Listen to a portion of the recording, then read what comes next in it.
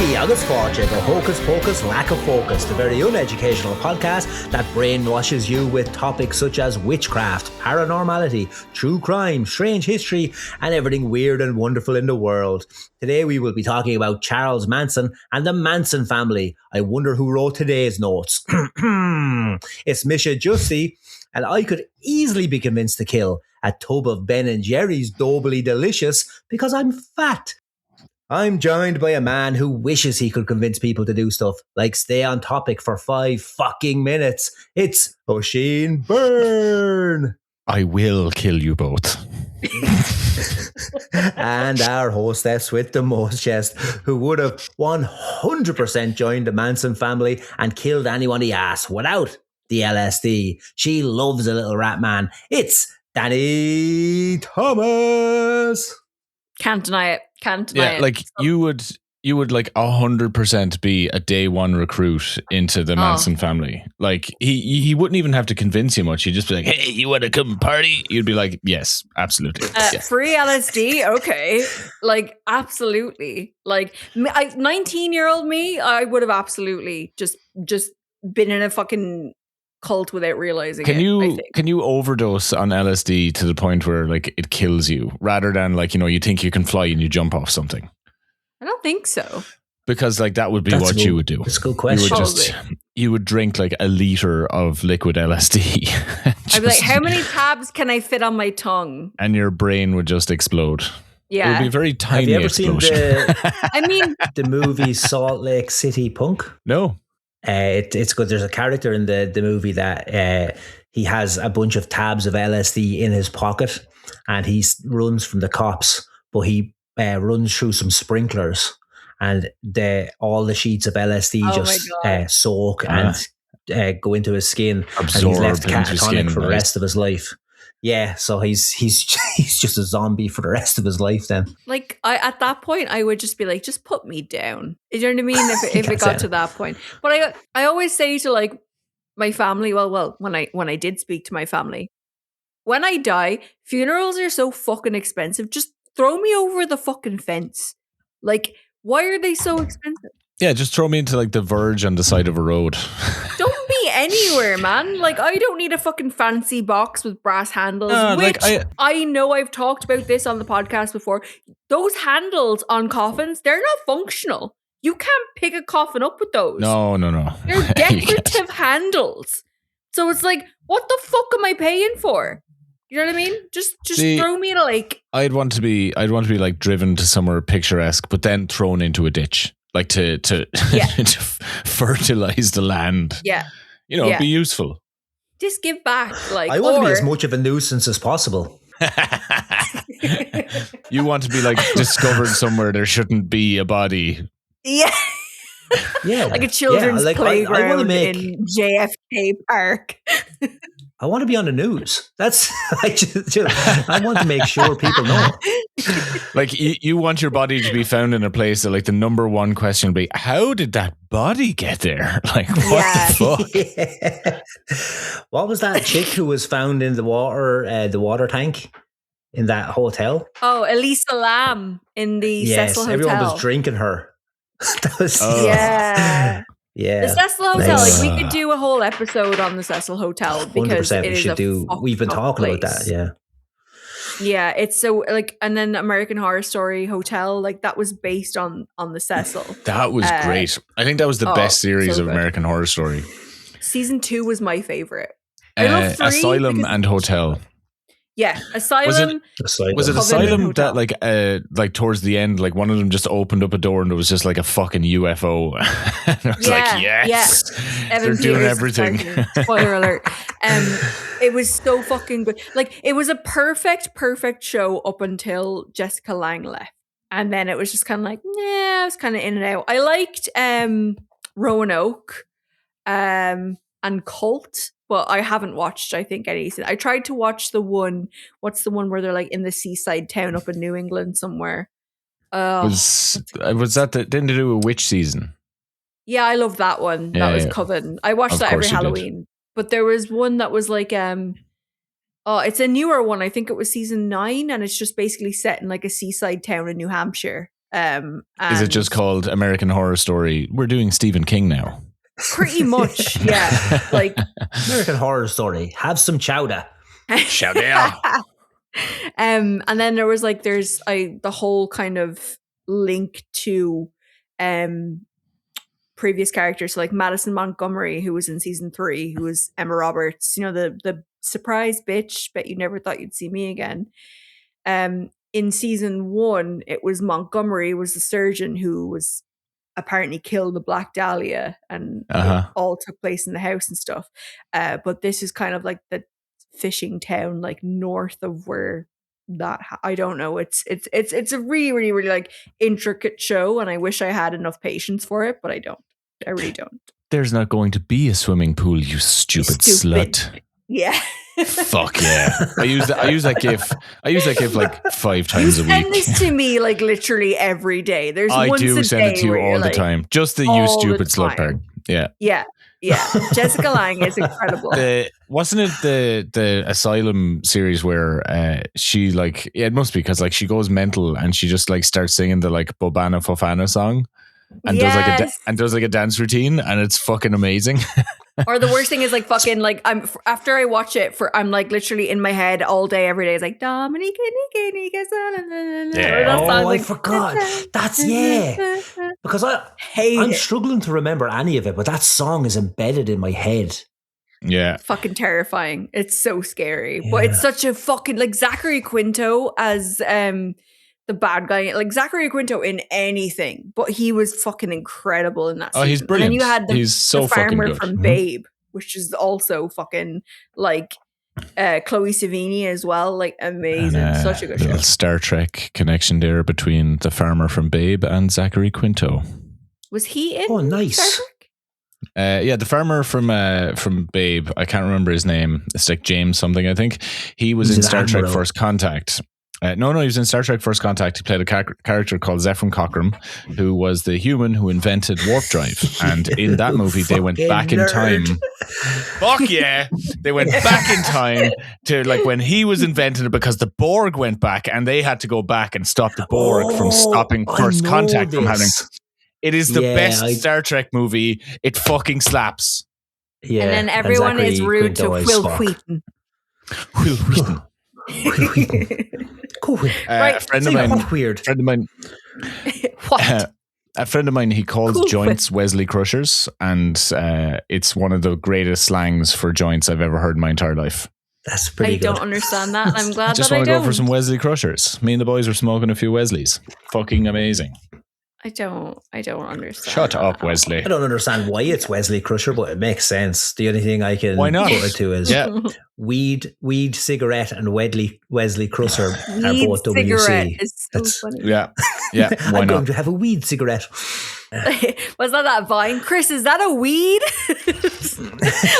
Like 911 on the microwave. Like What are we doing a podcast on today?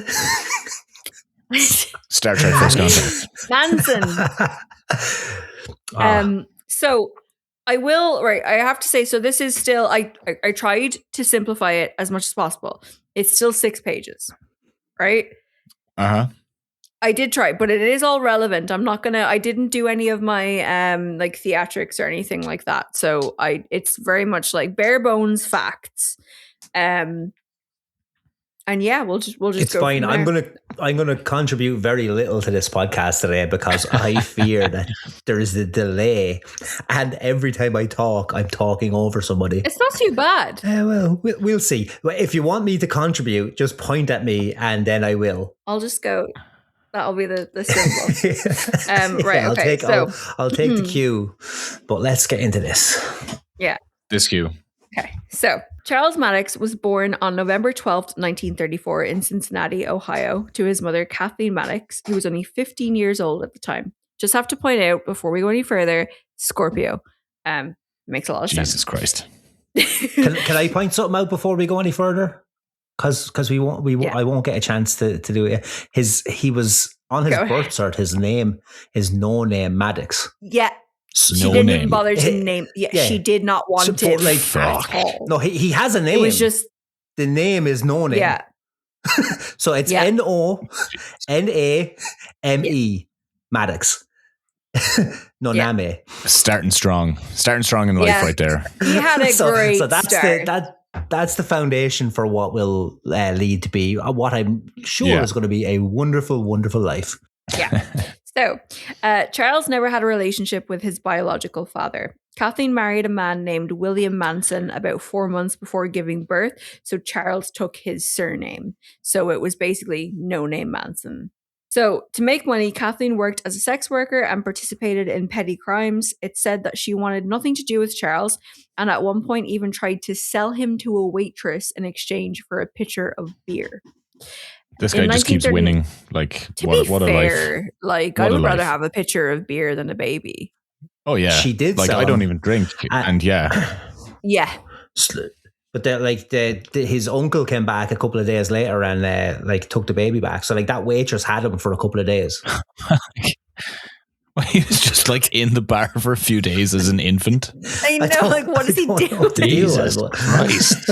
Serving drinks. Like. Tip the baby.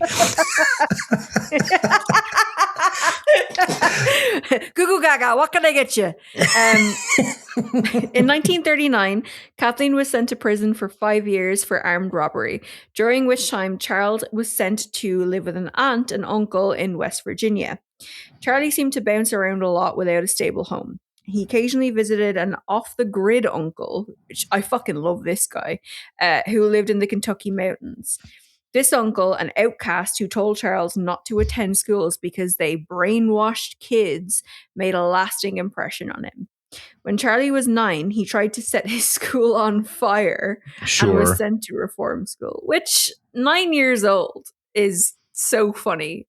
But like 9 years old, you weren't given a name. Your mother traded you for a pitcher of beer, left you in a bar, and then you go to live with your crazy uncle in the fucking mountains. And like to be this crazy uncle in the 1930s is really something, because like you have these crazy uncles nowadays because people are radicalized by the internet. But in 1939, this guy lived in the Kentucky mountains. He probably couldn't fucking read. And he was just like, you can't trust anybody, kid. They're going to get you. The man is going to get you. Yeah. And like we have, we've done the Appalachian Mountains on this podcast before, which it runs through Kentucky. And like there's so many people who kind of live off the grid in that area that don't even have birth certs. Like they've just, like, they was born outcasts and they'll die outcasts. Like that's a huge kind of thing where it's like you don't bother. Like, so like they have their own, like, I guess, police force, you could say. Like it kind of already they have a militia. It's a militia. Yeah. They are criminals they're a well-armed bunch of lunatics. You could say it kind of already was a commune before, you know what I mean? There was a fucking commune here for him. So between 1942 and 1947, his mother was out of prison and he stayed with her, a time he later described as one of the happiest times of his childhood.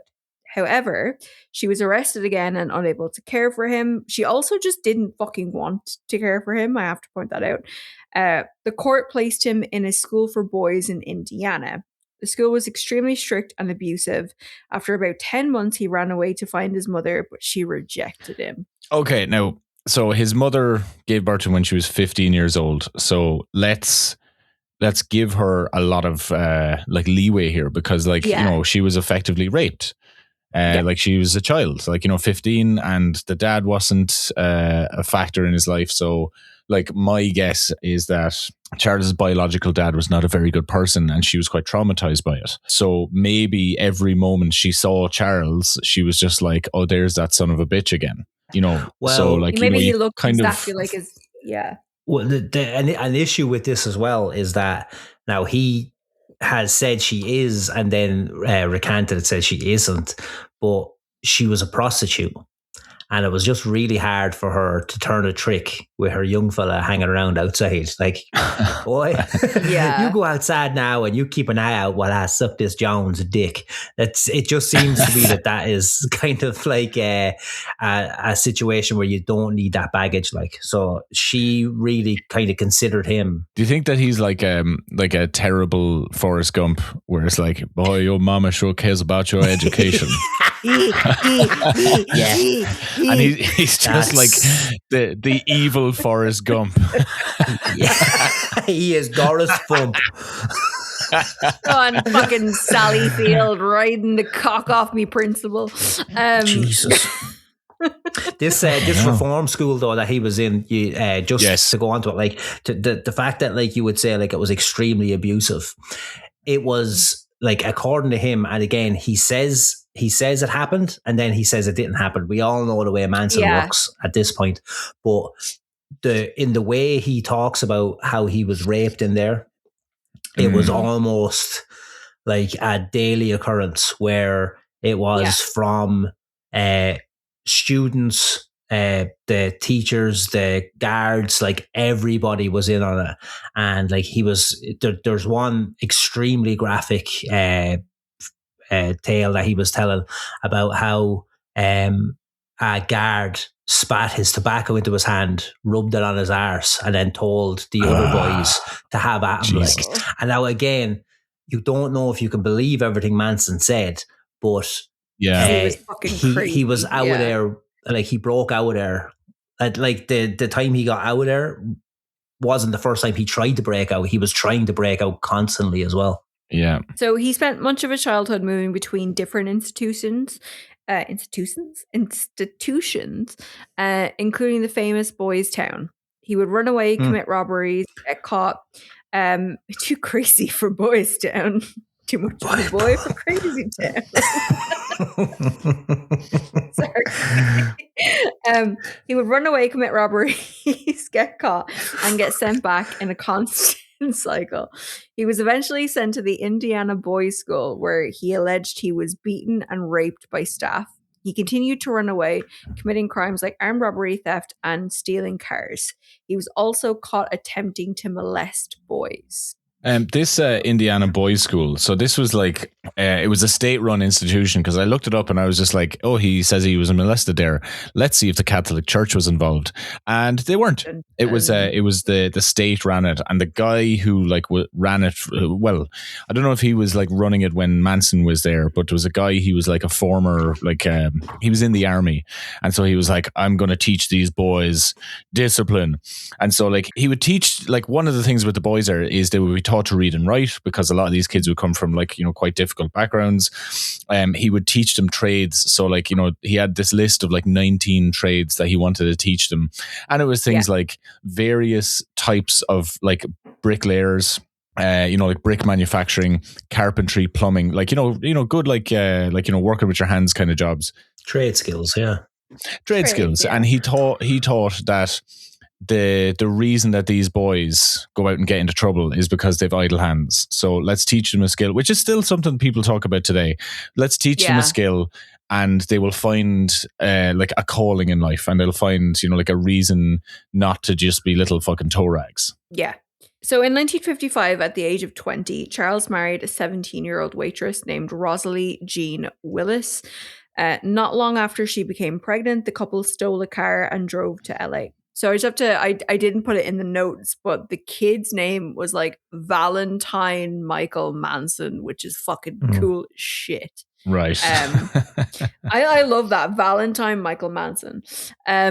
He was caught and sentenced to 3 years in prison. While he was incarcerated, Rosalie gave birth to their child, moved in with her family in LA, met another man, and separated from Manson. When Charles was released, he worked odd jobs, including pimping minors, stealing cars, forging checks, and theft. So, Dani, I love the way you say odd jobs.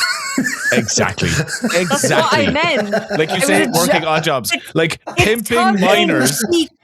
Pimping minors is not an odd job. It is a crime against humanity. Like It was pretty a odd to joke. me. a joke. You read it pretty straight. Let me tell you, working as a delivery man is an odd job. Working as a roofer is an odd job. Stealing cars is being a criminal. Paint my chicken coop. Anyway. Pimp my minor. Make me. Those miners were lousy. Oh God. This is terrible. It's old enough that we can laugh at it now. This is the 19... we can laugh at He's him. dead now. It's I think we're fine. still in the no, we're in the 50s. We're in the 50s. Oh, we must be Yeah. in the 50s by now, yeah, if he's 20. Yeah. So he ended up with a 10-year sentence for violating his probation, ultimately serving 7.5 years. During his prison term, he learned to play guitar and became very interested in writing music. Prison was rough, but it became a home to Charlie, and it's where he formed his outlook on life. He refused to be programmed by society or meet expectations to be a functioning adult. In 1967, Charles was released from prison, and he asked if he could stay because he didn't know what to do in the outside world. And this is a huge thing that happens to a lot of people. A lot of prisoners kind of spend so much time there that it's like they spend most of their life serving their sentence. They don't know they become what like to do. institutionalized, and they only understand like the life of living in prison and the routine of prison and having your every like movement controlled. And then when they get out and they have this, it's like it's a type of freedom, but it's also like they have no freedom at all. They have this illusion of freedom, and they become completely just disorientated with the world. And the world moves along, and a lot of things might seem like weird and wacky to them when they get out, because like prison is, especially in the 60s, like you're not really connected to the outside. Like they would have had newspapers and books. They wouldn't have seen much of what was going on the outside. No. Well, and he was from such an erratic life that if you think about, like, he was thrown around from institution to institution when he was a kid. Yeah. Like when he finally got to prison, and he kind of found himself a little bit. I think he was cellmates with a blues guitarist who ended up teaching him how to play the guitar. And this is where like he didn't really know of like any kind of popular culture from anything other than when he was younger, the kind of music that they played back in the day. Like, so like he was hearing this kind of music for the first time, and he was amazed by it, like how someone could make a guitar do the things that he was making the guitar do. Like, and I think it was the steel guitar he learned on before he actually learned how to play the actual guitar. So like when he was in there, he was like, he had structure, he had he knew where his food was coming from, he knew where he was going to sleep that night. Like he was sleeping rough for most of his life. So if you think about when one day somebody comes along and says, right, you need to get up from where you're comfortable and get back out into the world where you don't know what's going on. Like that was daunting to him, because he never had any structure in his life other than prison. Yeah. So when he left, he found a very different world. He arrived in San Francisco in the mid-60s during the height of the Flower Child era. Charles liked the scene because it focused on rejecting the system, playing music, and doing drugs. Those who met him said that he possessed a charisma that made people feel special and heard. So he was really, really good at just charming people, which obviously cult leaders naturally have to be. Yeah, like he was meant to be this really charismatic, magnetic type of personality, and he was able to read people really well, and he could talk to someone and kind of figure out if he could manipulate them very quickly. Scorpio, telling you. Oh, God damn it. Jesus Christ. Jesus Christ. I think what people underestimate about the likes of Manson and like a lot of these cult leaders is when they start off, they're actually really funny. Yeah. If you listen to these guys, like if you hear Manson talk, Manson's hilarious. I don't give a fuck what anyone says. He's absolutely he hasn't got a salient like thought in his head. Like there's no linear thought in his head at all. He's just bouncing around from like he just talks in circles. Yes, like exactly. Yeah. But he's fucking hilarious. So funny. It's the thing that if all of the people first that first talk about him, like when they're meeting him, they say, number one, he was charming. Number two, he was so funny. And that was the thing that like drew people in. Like I think you disarm people with humor. I think that's how it works. Yeah. And that is a huge thing. Yeah. Yeah. And so like when you get people giggling, and we'll talk about it later, like after, like even when he's in prison, like how he's still like charming people to the point. Yeah, no one can fuck him. Yeah, but, you know, like interviewers, fucking like lawyers, people from all kinds of like walks of life were just getting absolutely fucking charmed by him because like they were walking out with a big smile on their face because they've been laughing their head off at this fucking this gentleman who definitely couldn't be as bad as everybody says, you know. No one who speaks German can be an awful man. But no, it's and that's the thing. Like, and I will get into this as it goes on. But like, how women fucking love a funny man. Like, women love a fucking funny man, and that's the thing. Like that is a huge thing. That you can look like anything. Like a lot of people now, I think he's gorgeous, but a lot of people think Pete Davidson isn't attractive. Very funny dude. Objectively, it's very like. Objectively, he's not. He looks like Abe from Abe's Odyssey. Oh my god! Yes! I was going to say he looks like his treatment is not very successful. Probably. Wait. I watched this comedy special and it's not that funny. Like maybe it's a generational thing. Like, but he just doesn't bounce the laughs. Like he just kind of. I don't think he's funny. Like I think in conversation funny, not stand up funny. Do you know what I mean? Like has a few good one-liners. Like I don't think he's funny in the sense that I can't watch him like fucking for 45 minutes to an hour. I think I'd get on well with him, but I don't want to watch him do stand up. No, I think in a conversation he'd crack you up, but I don't think you know what I mean? And maybe that's why he's like so successful with some of the most beautiful women in the world. He just gets talking to them. He also apparently has a massive dick. Yeah. So. Slinging dick. Yeah. And is kind of funny. Like you know what I mean? I do get it. Like you see like a conventionally unattractive man and you're just like I like him ugly. Take me. I like him ugly.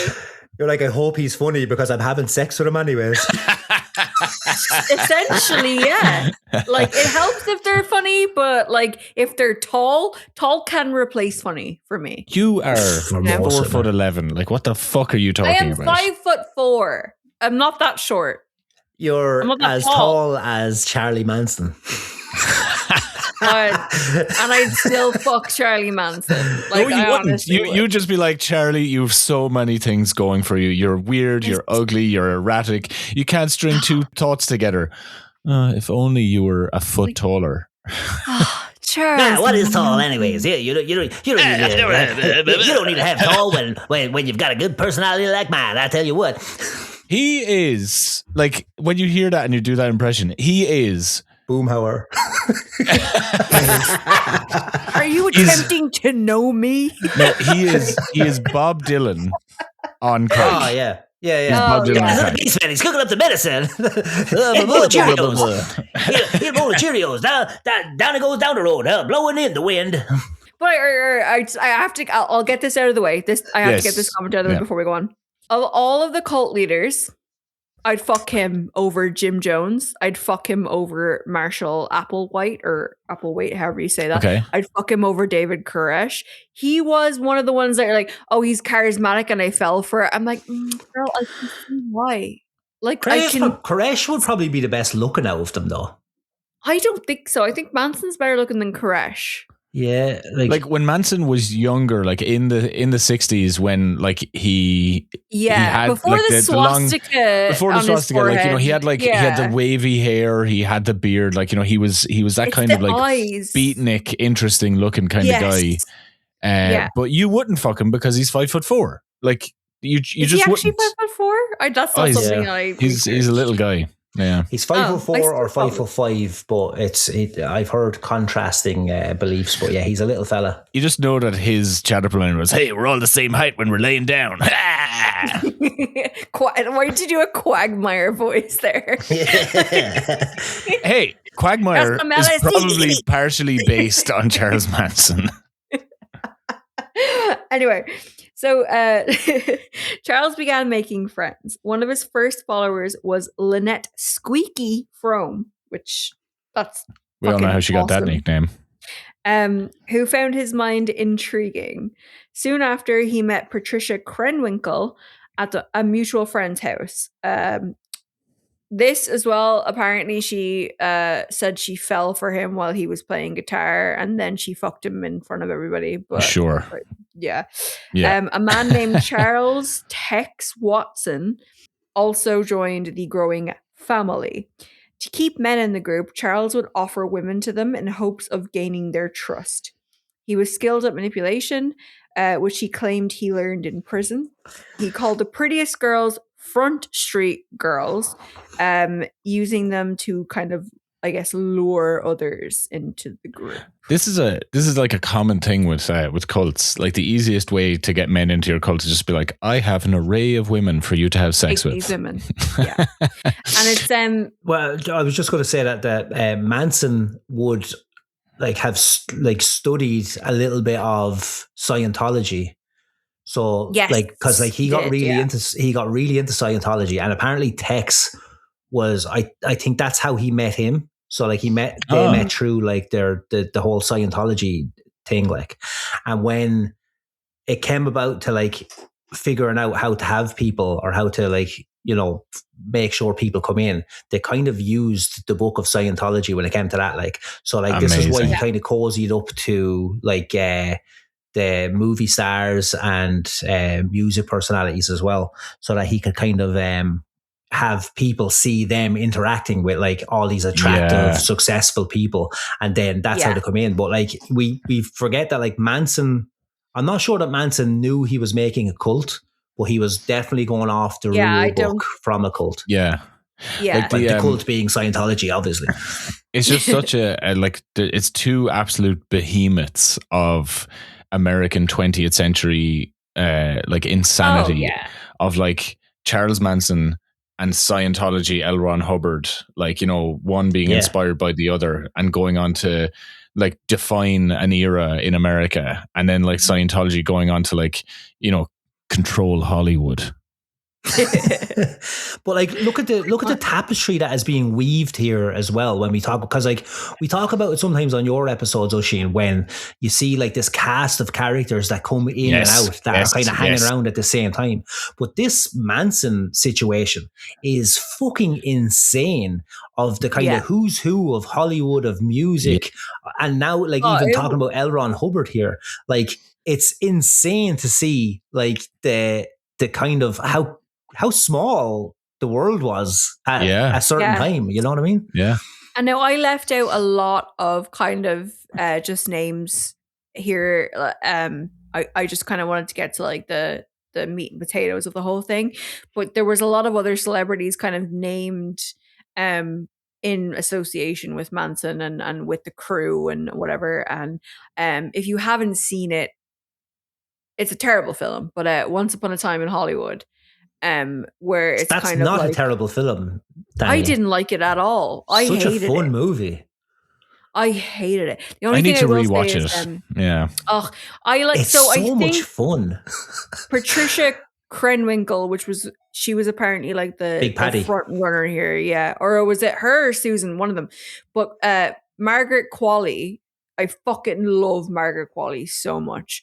And they put her in the kind of front runners, the one who kind of lures Brad Pitt into the cult kind of thing. But it's basically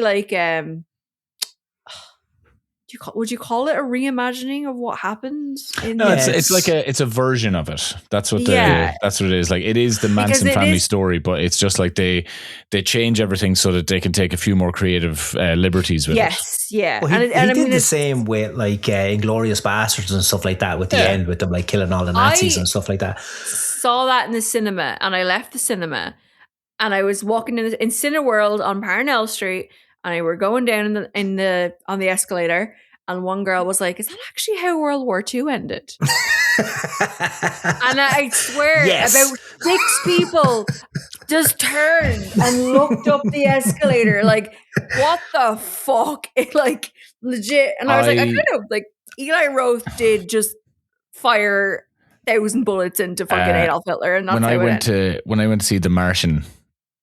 Which is a fantastic movie. Great movie. Such a good movie. And again, walking out of the cinema, and a person in front of me turns to their friend and just goes, "Is that based on a true story?" Did Matt Damon act Mars? I was just standing there, and I was fucking stupid. I was so happy that I witnessed that moment. Some people just don't fucking like, and these are things that you think everybody in the world knows. Yeah, and it's ridiculous, and it's, I think so I had like we do like a weekly review or whatever with my manager, and he's a couple of years older than me. And we were just chatting shit about the new Hulk Hogan documentary. I don't know if either of you guys have watched it. No. I really enjoyed it. And I did think it was just going to be a bunch of fucking Hogan dick riding. But it's about 4 episodes. The first 3 are very, look how fucking cool Hulk Hogan was. And then the last episode is like, look how shit Terry was, basically. Oh, okay. So the last episode, it comes crashing down. Yes, basically. And they're kind of, so like they do the whole, so obviously Donald Trump, they have Trump on it. If you can't see the 2 boys right now, they're doing.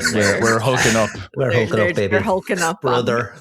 But yeah, so it was that whole thing, and then it was like, yeah, fucking Hulk Hogan's awesome, and they do a very good job, Netflix, and they are manipulative bastards, but in a good way this time. It's very much just like, look how fucking cool this character is, like fucking awesome, and then when you get to like, but Terry Bollea is a fucking piece of shit. And they go on, like, they don't even say anything like that, but they interview Trump, and then they interview Hogan on Trump, and they just make him look like the biggest cuck. And that's because he is. He's a little bitch. He's a racist man from Florida who just like invents everything about his career. Not subtly, just shove that in there. Like, and every time he went onto a podcast in the twilight of his career, he'd just be like, "Brother, I went back in time and I told Jackie Onassis, hey, you might not want to go to Dallas." Fucking yeah, essentially. And then he was going to be like, "Oh yeah, I go to get my mail, and you know, like the fucking the mailman calls me Hulk, and then I have to be like, hey, brother," and then dude. Yeah, loads of the shit was basically just like he couldn't, and Linda, his ex-wife, basically just says, yeah, I think he got to a point of psychosis where he couldn't even differentiate between who was Hulk and who was Terry. Dude, like, that's not going to work for me, brother. Yeah, and it's basically like, Hulk talking to reality. Yeah, and like my brother, favorite. I think I have to go over tonight. My favorite part of it was like he was talking about the match he had with Shawn Michaels, where Shawn Michaels just fucking oversold everything. Fantastic, yeah. It was so fucking funny because he was like so bitter about it, and he was like, and you know, there was no need for Shawn to do that, and I'm just like, obviously they probably tried to get Shawn to comment, and like he was just like, I'm not fucking doing this, but like Triple H commented, and he was just like, he went into the whole thing, and they were like talking about basically him getting quote unquote cancelled, we'll say, and he was like, yeah, well, I didn't fucking fire Hulk Hogan, I fired Terry. Which is just all you need to know about that business. Like, it's insane. But anyway, back to Manson. Yes. So, over time, then, Charles attracted more people into his quote unquote family. He gained their trust through drugs, sex, and music. That would work on you. It would. It'd work on me as well, in fairness. Yeah. It was appealing to lost kids who had left home seeking a new anti-establishment life based on peace and love. Finding a community with similar interests kept people there, which is pretty much how a cult starts, really. You're just like, we all like the same thing. Yeah, it's, let's just stay here.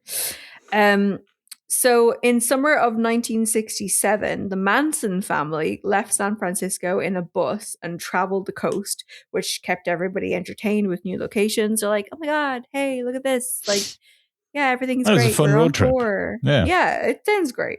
Eventually, they ended up in Los Angeles as Charlie really wanted to succeed in music. So he was basically doing the whole like, yeah, I'm going to get to LA and I'm going to make it big, which all actors and fucking I'm going to get signed to a record label and then we'll have weed and hookers for the rest of our life. Pretty much. The funny thing about this kind of music thing is like how kind of adamant he was that it was going to work, like that he thought it was a foregone conclusion that he was going to be like that his music was going to change the world. Yeah. We'll get into all the that. people kind of fucking all the family members fell into this as well, where they were like, his music is so it's insane, it's so good, like we can't believe. Yeah.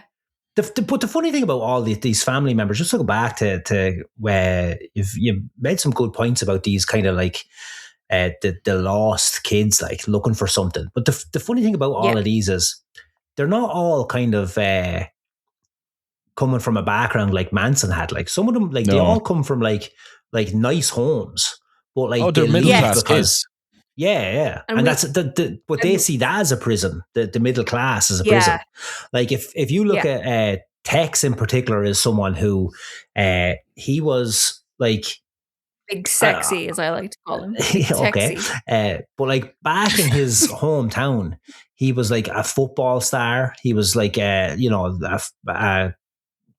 went to college. Kid. He went to church all the time. Like when he opened his own business selling wigs. It only lasted about 3 months, but like that was he had a wig store, like, but like then it was their wigs. I just realized I finished that quote for you by cackling. But you have to do it in a Texas accent. I don't know if it works the same way, but Tex. When will you wear wigs? No, I have not. Will you wear wigs? Wear wigs? Where will you wear wigs? But yeah, that's the thing about like these kids. They all came along and they were like enamored by who was basically a 30-year-old man at this point. But like it was the 1960s, like, it was like the flower power movement, the summer love was coming up, and like, the youth of America were looking for things to rebel against, and this idea of like following in their parents' footsteps was something that they just wanted to get. They didn't want that. They wanted to get out of it. So through music and drugs, it was like, it's just rebellion. It was this massive thing to rebel against. And Charles Manson like saw that and was like, oh, that's like me, except these kids have a bit of resource and I'm going to fucking mine that. Yeah. It's funny because like even Manson didn't, like, he's speed running this hippie movement because he didn't. He just got out of prison, so like he missed a lot of it. So he gets out of prison and he's like, "What is this? What is LSD? What is free love? What is?" And then that's when he was like, "Holy shit!" So like he is on like a world record speed run from like prison to whatever it becomes, I suppose. Like, Dani, what is wrong with you?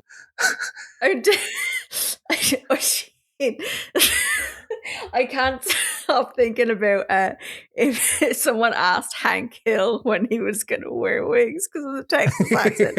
Like, God damn it, Bobby, stop asking me when I will wear wigs. He wants to know where I'm going to wear wigs. Boy, and right. That boy ain't right. What do you mean I wear wigs? Hey, man, you know goddamn those dangle wigs on, man. I mean, maybe. Anyway. Hank, the government's putting chips in the wigs.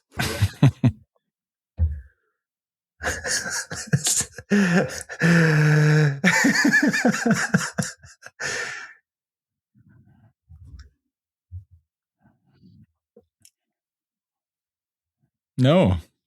We should, because they brought back a new season and it was pretty good. Oh yeah. It's pretty good. Yeah, like they really nailed kind of like how Hank Hill would exist in a Gen Z world.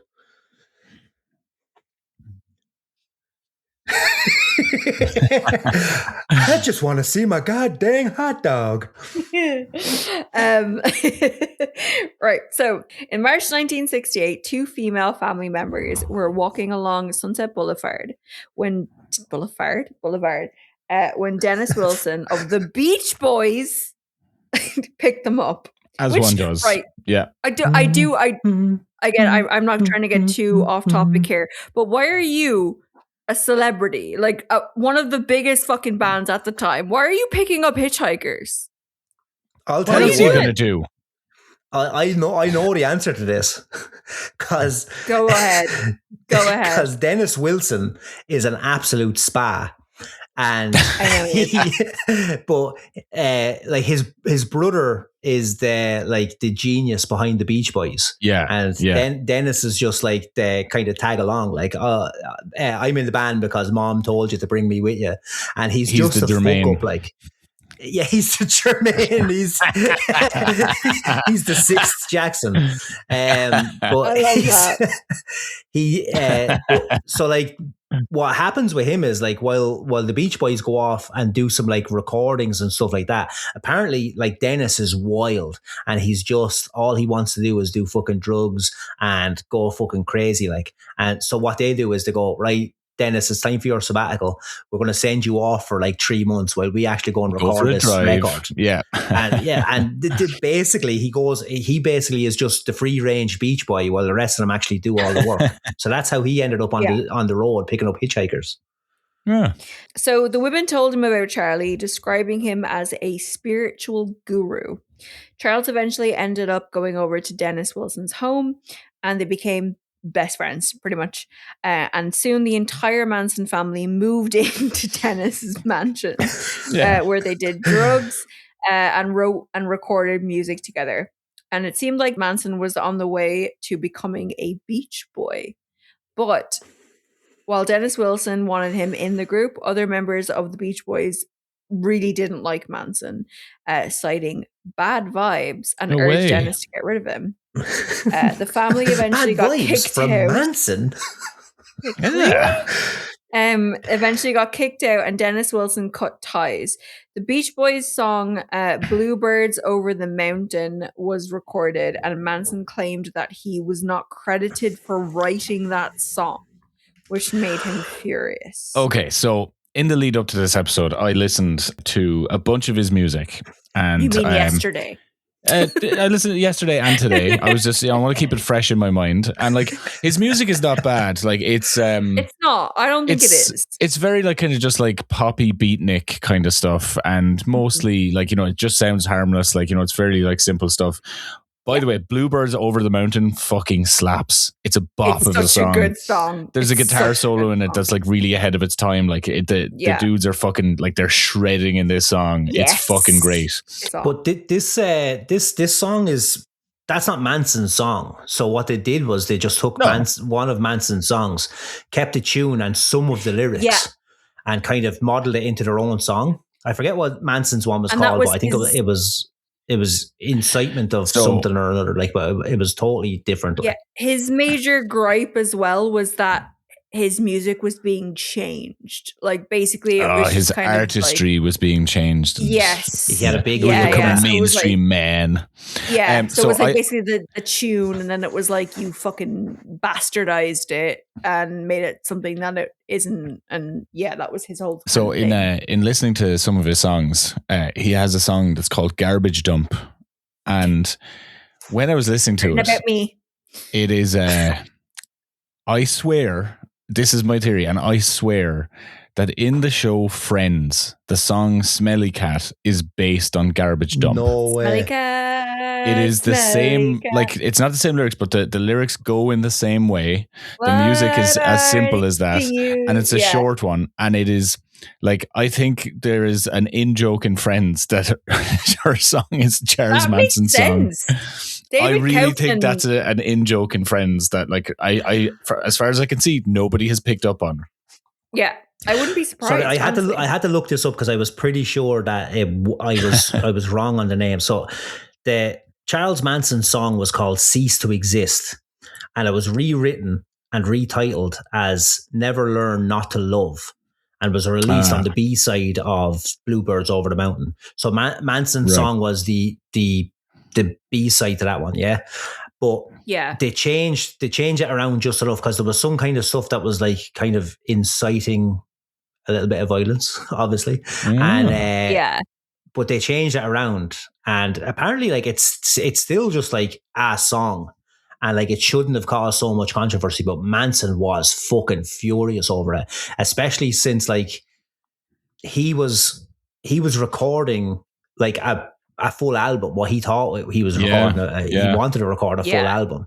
But like as you were saying, Dani, he was so fucking difficult to work with that like he ended up being told fuck off. Like, but like so then he thought his big break was coming, but really someone stole his music, and he was not fucking happy about that. Just such a chip on his shoulder then over it. Oh yeah.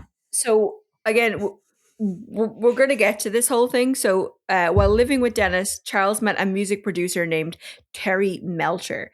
So Terry also fucking hated Manson. And it was mutual. He didn't like him either. And Charlie, one thing about Charlie is he loved to hold a grudge. And we will get into that again a little bit later on in the episode. But for now, remember that name. Remember Terry. Well, Melcher, just to just dive into, they were literally like, he liked them at the start. They were going to produce an album for Manson. So like Manson like enamored everybody, and he was like, I've got these songs. They were like, okay, play your songs, and he was playing some songs, and they were like, oh, that's kind of cool. With a bit of production, we could make an album. Mm-hmm. And Manson was fucking over the moon. He was like, yeah, I'm finally going to make it. I'm going to get my music out to the world. But then when they were producing stuff, Manson was like, I don't want you to change anything of the music. And they were like, we need to change it to produce it. We need it to be more kind of like, it has to be more radio friendly and marketable. Exactly. Yeah. So, but Manson was like, no, absolutely not. There's no change is going to be made. And then he was told, right, well, if you're not going to work with us, why are we working with you? Fuck off. Yeah. So in August 1968, longtime family member Susan Atkins found the family a new home on an old Western movie set and riding stable owned by 80-year-old George Spahn. The gang moved into the Spahn Ranch, which seemed like a great location for a cult, pretty much. Soon after, Leslie Van Houten joined them. Initially, life on the ranch was described was described as fun and innocent, like summer camp. They spent time role-playing in movie costumes, creating an atmosphere where time didn't exist, and they lived purely in the moment. And another point as well that I came across while I was researching is apparently they liked to pretend like every single day was Halloween. So they dressed up every day. They did like... So they just got to like act like kids all the time. That was... Yeah, pretty much. Like summer camp. So they spent time in role-playing in movie costumes, creating an atmosphere where time didn't exist and they lived purely in the moment. This was a technique for them to shed their egos and worldviews. Removing these elements allowed Charlie to reshape their views. He taught them that society was corrupt and they needed to forget everything they had ever learned. Charlie established himself as the only one with answers and the truth. And now I do have to drop in as well here. So the 80-year-old owner of Spahn Ranch, the girls would have to take turns fucking him. There we go. Yeah, there we go. Because I was looking at this and I was like, they're having like this like, playtime on the ranch and they're just like dressing up and they're doing all this. And it's just like, how are they staying there? Like, who's paying rent here? He was blind in one eye as well, and he was like pretty much bedbound. Yeah, so if he was getting laid by these like hot women in their 20s, he wasn't asking much questions, essentially. Well, and then one of the things about this as well is that Squeaky, who is the first of the Manson girls, she liked to service it. Well, I don't know if she liked to service this Spawn guy, but the thing is, if you're helping out with him, and you're in with him and you're giving him a little bit of a rub and tug, as Manson used to call it, then you could stay in the big house. So you were able to stay in with him because you were essentially his carer, and the rest of the guys. Because like people don't really understand how big the Manson family got. Like they always kind of think it's only like 8 or 9 people because, the way, but like there was between 30 and 40 people at one stage. Like connection. Yeah. Yeah. So they were all like living out in like different houses around the ranch. Like I think the ranch was like several hundred acres as well. It could have been about 1,000 as well. Like, it was massive. Yeah. It was used for like cowboy shows and movies and stuff like that. So it was like all these kind of these makeshift kind of houses and stuff like that were basically just sets for like, westerns. But like they were all living in these bare sheds. Yeah. Yeah. Once Upon a Time in Hollywood was actually, they filmed on that actual ranch as well. Oh, of course they did. Cool. I think that's awesome. Here, Dani, what's your buddy's name? The fucking Church of Satan guy? White LaVey? Anton LaVey. Yeah. Yeah, so that's another little thread in here as well. One of these women, and I want to say it's Kate, she worked at his kind of a restaurant / kind of show thing before she came to go with Manson as well. It was so Manson, like a cabaret show? Yeah. Kind of like a cabaret, yeah. And so Manson ended up like also being kind of on the ins with like the Church of Satan as well. Anton LaVey. Fuck. Yeah. So just to bring like again, another one of those threads that kind of brings us in just while I remember it. Sorry. Yeah. And again, like at that time as well, and you could say that for LaVey, like, well, I guess like the LaVeyan side of Satanism, a lot of it was just basically an excuse to shag as many women as you want whenever you want. Like, and that is the running theme of it. And now, like, so the Satanic Bible, Anton LaVey's Satanic Bible, is very like free love, look out for number one, don't hurt anyone else, but if anyone fucks with you, you can fuck with them kind of thing. And it's actually the only kind of quote unquote Bible that condemns rape, which is basically like if sexual advances are not reciprocated, like fuck off, right? Kind of thing. So it's it is. So they have very, one like, over on the Christians. Yeah, every other fucking Bible, because like the Christian Bible says that you can you have to obey the man, the husband, basically. You can beat your wife if she doesn't pay attention. You can also kill a guy if he's wearing clothes made from 2 different types of fabrics. Yeah, Leviticus. Leviticus. The Quran then basically says that like if someone rapes you, you can be sold to the rapist because like, and it's so it is the only kind of like, I guess, quote unquote Bible that does condemn things like that. Now it is like it's a lot of things that people like do choose to live by, but again, like I wouldn't call it anything fucking groundbreaking. I would just call it being a fucking decent person. Like, do you know what I mean? Like it's just like everyone's equal, don't rape people, don't kill people, like just fucking focus on yourself. And it's like, that whole like love thy neighbor in the Bible, it's like you don't have to fucking love thy neighbor. That bit that gets ignored by everyone. Yeah, it's like by the people who apparently read the Bible more than anyone.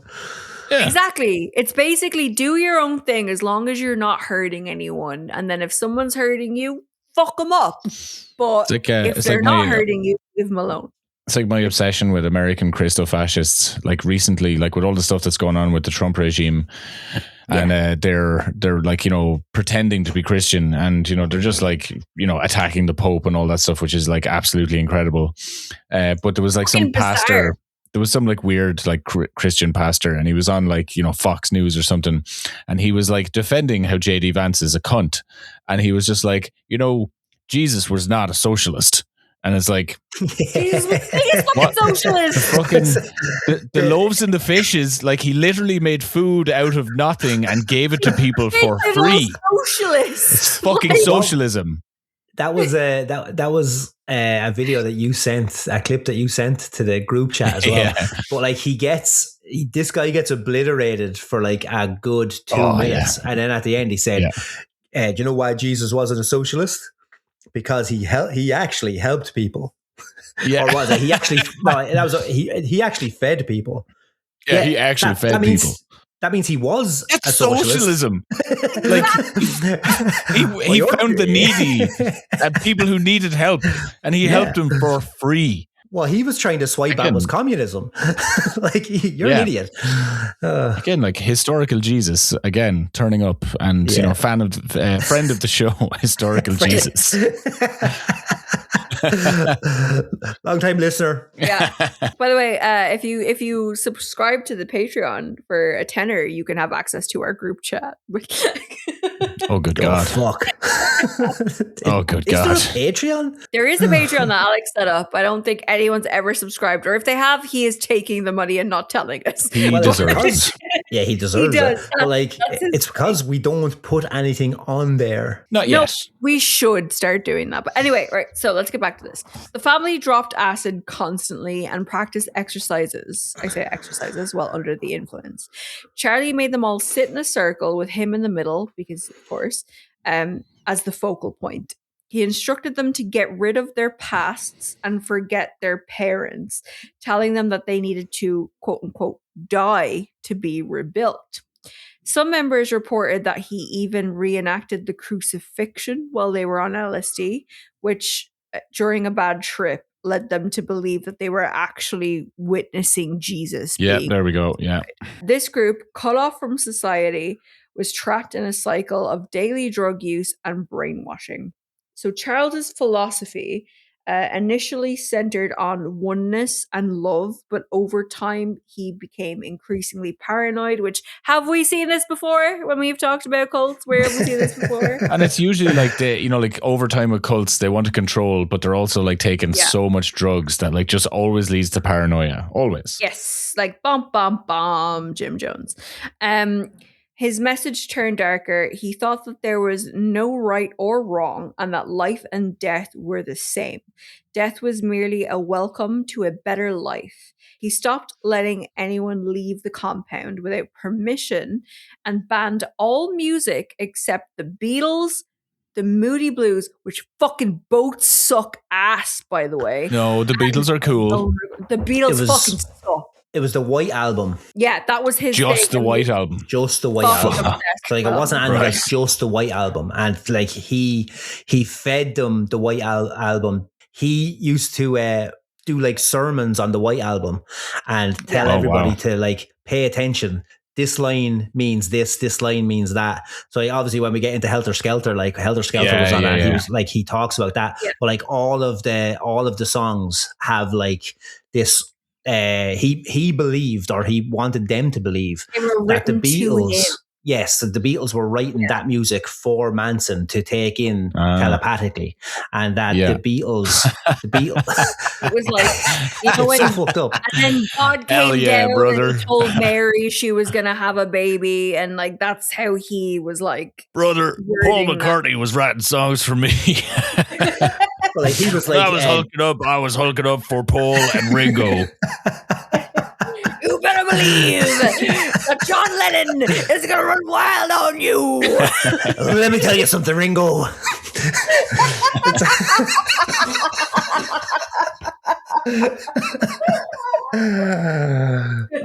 It's fucking crazy. But yeah, the White Album, he apparently like the songs in White Album, like Is Little Piggy one of them, where he is Yes. like this one is about, you know, the police. Blackbird is another one. Can you guess what that one's about? And then like Helter Skelter was going to be about the upcoming race war and stuff like that. Like, yeah, obviously, so much again, crazy like shit. Dani, you're probably going to get into it, but like I will.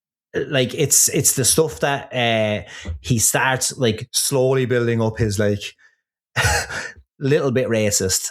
Then he gets a lot of bit racist. So like when it comes to the White Album, he was like, even the name of the album, it's the White Album. He's telling us, you know what I mean? The Beatles are telling us this is the White Album. You get me? Yeah.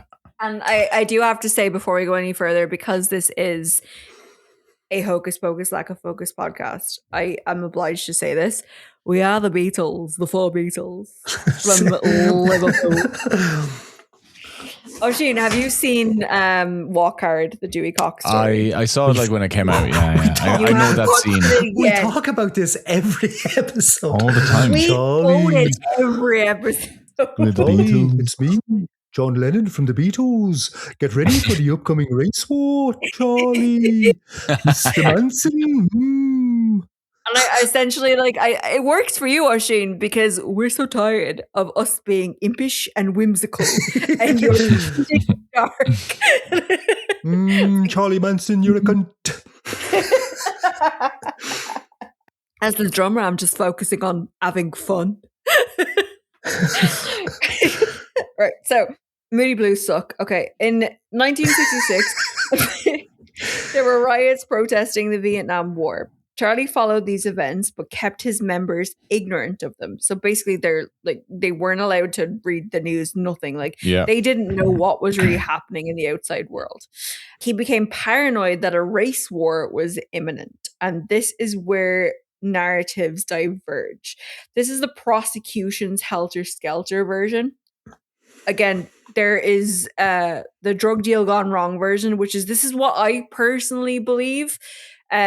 And so this is what I am going to talk about for the remainder of the episode. But I will touch on kind of the other point of it, where it was like the whole race war, end of world fucking thing. Right. But this is, I think, the most realistic version of what happened. Sure. Which, again, is hard to know because they're all a bunch of fucking crackheads that we're talking about. This is Dani's truth. Oh, no. And surprisingly, the most logical explanation, I didn't go with the death cult. I didn't go with the, wow. You know, I know, right? I will still graphically detail the murders if that's what you're concerned about, sure. but I won't do that. Well, look, whatever. I knew that was coming. I know. I love it. Anyway, so here is this version. In July 1969, Tex Sexy Watson, who was a drug dealer, went to a deal with another dealer in LA named Bernard Crow. Tex was purchasing 1,200. Hold on. Sorry. What's Crow's? He has a fucking fantastic nickname. Oh, he does. Papa. Yeah, I didn't write it down. I did have it in the research, but I just was. It's Lots of Papa. Lots of Papa. Sorry, there you go. It was such a good register name. And I've just seen the photograph of him, and you're goddamn right, he's Lots of Papa. He's a big one. He's a big boy. He's like 300 pounds. Yeah, big sexy. Anyway, so Bernard Crow, Tex was purchasing $1,200 worth of drugs, but didn't have the cash. Which, all right, why are you going to a drug deal with no cash? Oh, he had a backup plan.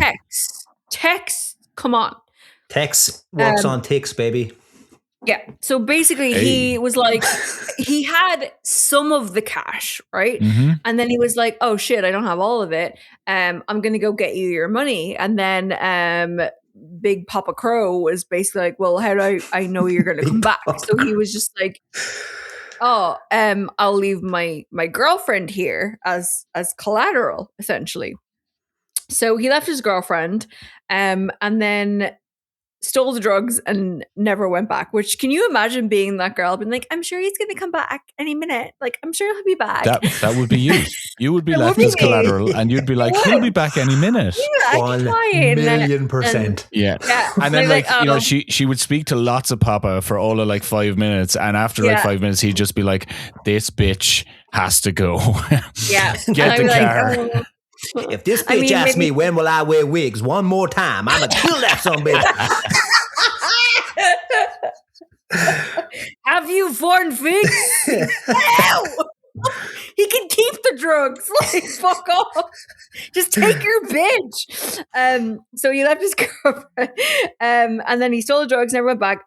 Bernard Crowe eventually called the compound. Now, so just to throw it back a little bit, Tex's real name was Charles. So it was right. Charles. Tex Charles Watson, basically. So he calls the compound and he's like, where the fuck is Charles? Meaning Tex. But it was Charles Manson that picked up the phone. And then Bernard threatened to burn the ranch and rape all of his women if he didn't get his money. Oh. So Manson then, he decided to take matters into his own hands. He went to meet Bernard, and then after a fight, he shot him. Manson then grabbed the girlfriend and left, believing that he had killed Bernard. So Charles became extremely paranoid, believing that Bernard was actually a Black Panther. This is purely because lots of Papa was a black guy that he had killed. Well, or that he thought he had killed. And he was just like, well, he's black, therefore he's a Black Panther. Well, on the news the next day, there was reports of a high-ranking Black Panther member was shot and killed. And he automatically went to, oh, shit. So, like, all of these little coincidences kind of land. So, like, over the wireless, he was listening, like, they were listening to the news. And came, like, a prominent member of the Black Panthers has after been killed. And he was like, oh, shit, I'm after killing one of the Black Panthers. Super paranoid man. Yes, yeah, and then he gets straight into the paranoia. Yeah. And plus, he doesn't like the black people as they are known right now. He wouldn't have called them that, but they were all. I think the reports come in that like when he was in prison and when he was in these the institutions for boys and stuff like that, that he was getting a hard time off of mostly black people, like especially because he was so small, like. Black guys were like, you know, I don't know if they were using him as a pocket, but like they were definitely passing around with the prison, I'd imagine. So like he didn't have, he wasn't very fond of black people anyways. So now that incredibly racist is what you're trying to say. This is what I'm trying to say. But now he thinks he's justified in, he thinks he's justifiably in a gang war with the Black Panthers. Like he just looked at all these different like sects, like in the world as like different groups. So if you were black, you were in the Black Panthers and you were his enemy. Yeah. And like he was white and in the Manson family. So like he was right. So like everyone was a gang or everyone was a cult or everyone was a sect to him. So yeah, basically he thought that they would like retaliate against him and like destroy the family basically. This paranoia would lead him to get the other family members to commit crimes, making them accomplices in his own crimes. To get protection, Manson enlisted a motorcycle gang called the Straight Satans in exchange for girls, which I just have to say. Not to be confused with the Gay Satans, who do a lot of good community work and are pillars of the community. We are the boy Beelzebubs. Motorcycle gangs are so gay. Like to me, it's just so lame and so gay. Not the it's so Satans. Cringe.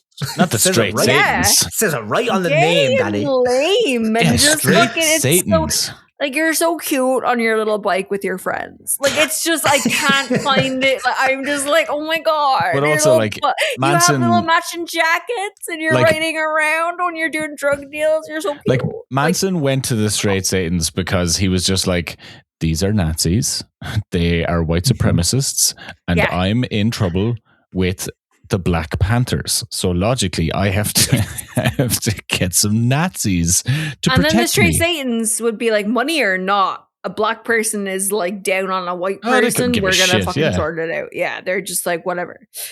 So one day the straight Satans wanted drugs. Family member Bobby Bousselet, which, sorry, gorgeous. Search him right now. So fucking Bobby Bousselet. Was it Waterboy? Yeah. Bobby Boucher. Gatorade. Bobby Boucher. Bobby Boucher. Yeah. Said that Gary Hinman could supply them. Bobby bought the drugs from Gary, but the bikers claimed that the drugs were bad and demanded their money back. If you can hear screaming, that is my cat. I'm not keeping anyone hostage. Sure. So they threatened to kill people if they weren't refunded.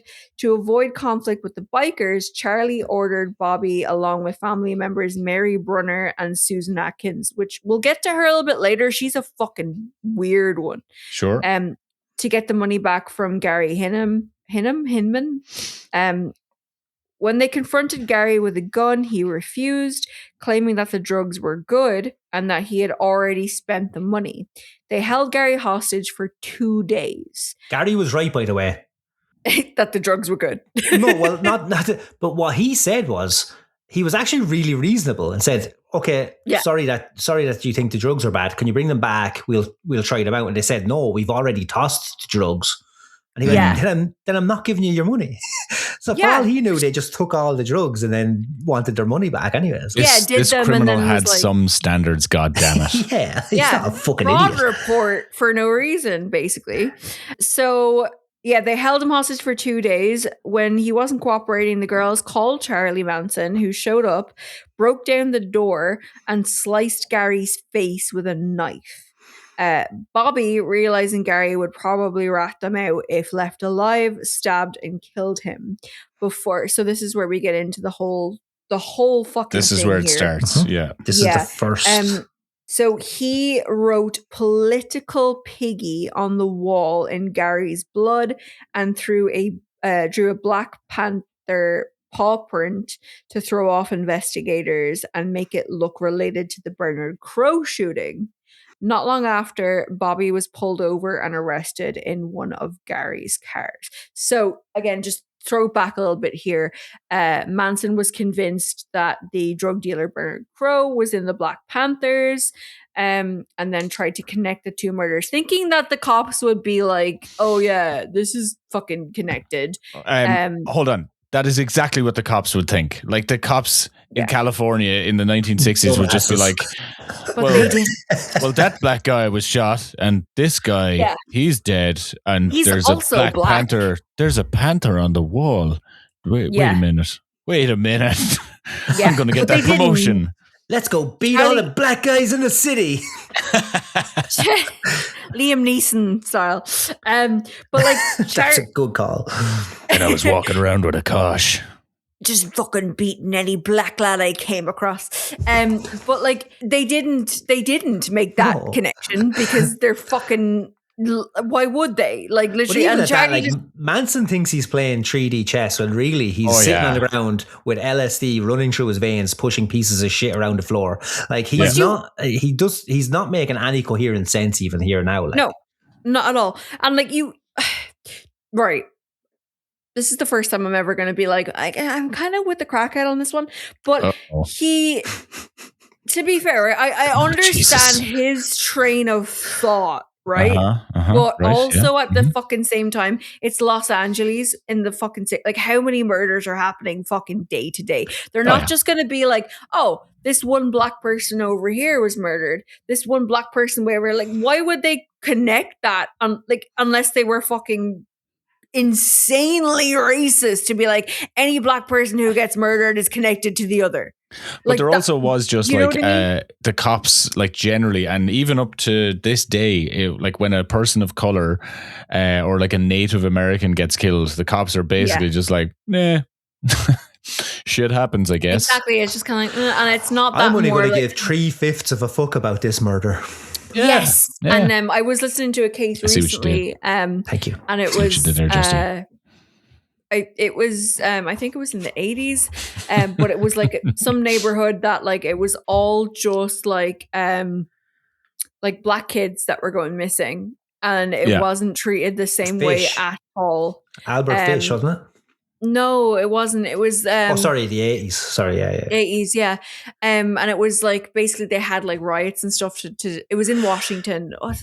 We have gone through this. We went through this with Albert Fish, fucking what's his name as well? Your other fucking sexy murderer with the stupid glasses. Fuck, what's his name? Not Gein, the other one. Yeah, eating little brown boys. Yeah, exactly. Dahmer was like eating fucking black people. And I get exactly that. And it was the first kind of red flag that should have been raised was like it was a little Filipino kid, I think it was, and he was 14, and he like escaped essentially from Dahmer's apartment. He was out of his box. Yeah, cops are like, you take your gay boyfriend back. They were like, he's like, it's gay and drugs. That's bad. Yeah. So two women actually found him, and they were like, what the fuck? And then they contacted police, and they were just like, this kid is like, and like he was covered in blood, whatever. And then Dahmer came running into the street. He was like, oh, he's my little Filipino boyfriend. We just had an argument. And they were like, yay, sort your domestic out in behind closed doors. Essentially gave this boy back to Dahmer, sorry. And just didn't want anything to do with it. And that's a running fucking theme in a lot of cases, unfortunately, where it was just like, gay? Yeah, no, don't want that. That's not our fucking jurisdiction. Let's save this for the Dahmer episode that we're inevitably going to do. Oh, we will. Anyway, so because Bobby was a family member, Charlie got extremely paranoid that things would lead back to him. The group decided to kill again to stage a copycat murder, which they're all fucking idiots. Which they thought would lead investigators to believe that they had the wrong person in jail for the Gary Hinman murder. This, again, is a thinking that overcomplicates things. Charlie and Tex were looking for a high-profile target that they hated, and they would settle on, bring him back, Terry Melcher, the music producer. Remember, I told you to remember this. It's like the chip on his shoulder where like he's completely like deep into this like drug fueled paranoia, and he's just like, and this son of a bitch, he halted my music career. He stole my songs and gave it to the Beach Boys. Yes, exactly. So Manson knew where Terry lived because he had visited him before. On August 9th, 1969, in Terry Melcher's rented home on Celio Drive, actress Sharon Tate, who was 8 months pregnant at the time, was having a small get-together with her husband, director Roman Polanski. God damn it. We won't go too much into Roman Polanski. Pedophile rapist Roman Polanski. Pedophile rapist Roman Polanski. We won't talk about it too much. But he was in the UK at the time, committing crimes. And then Sharon was having like a little get together with her friends.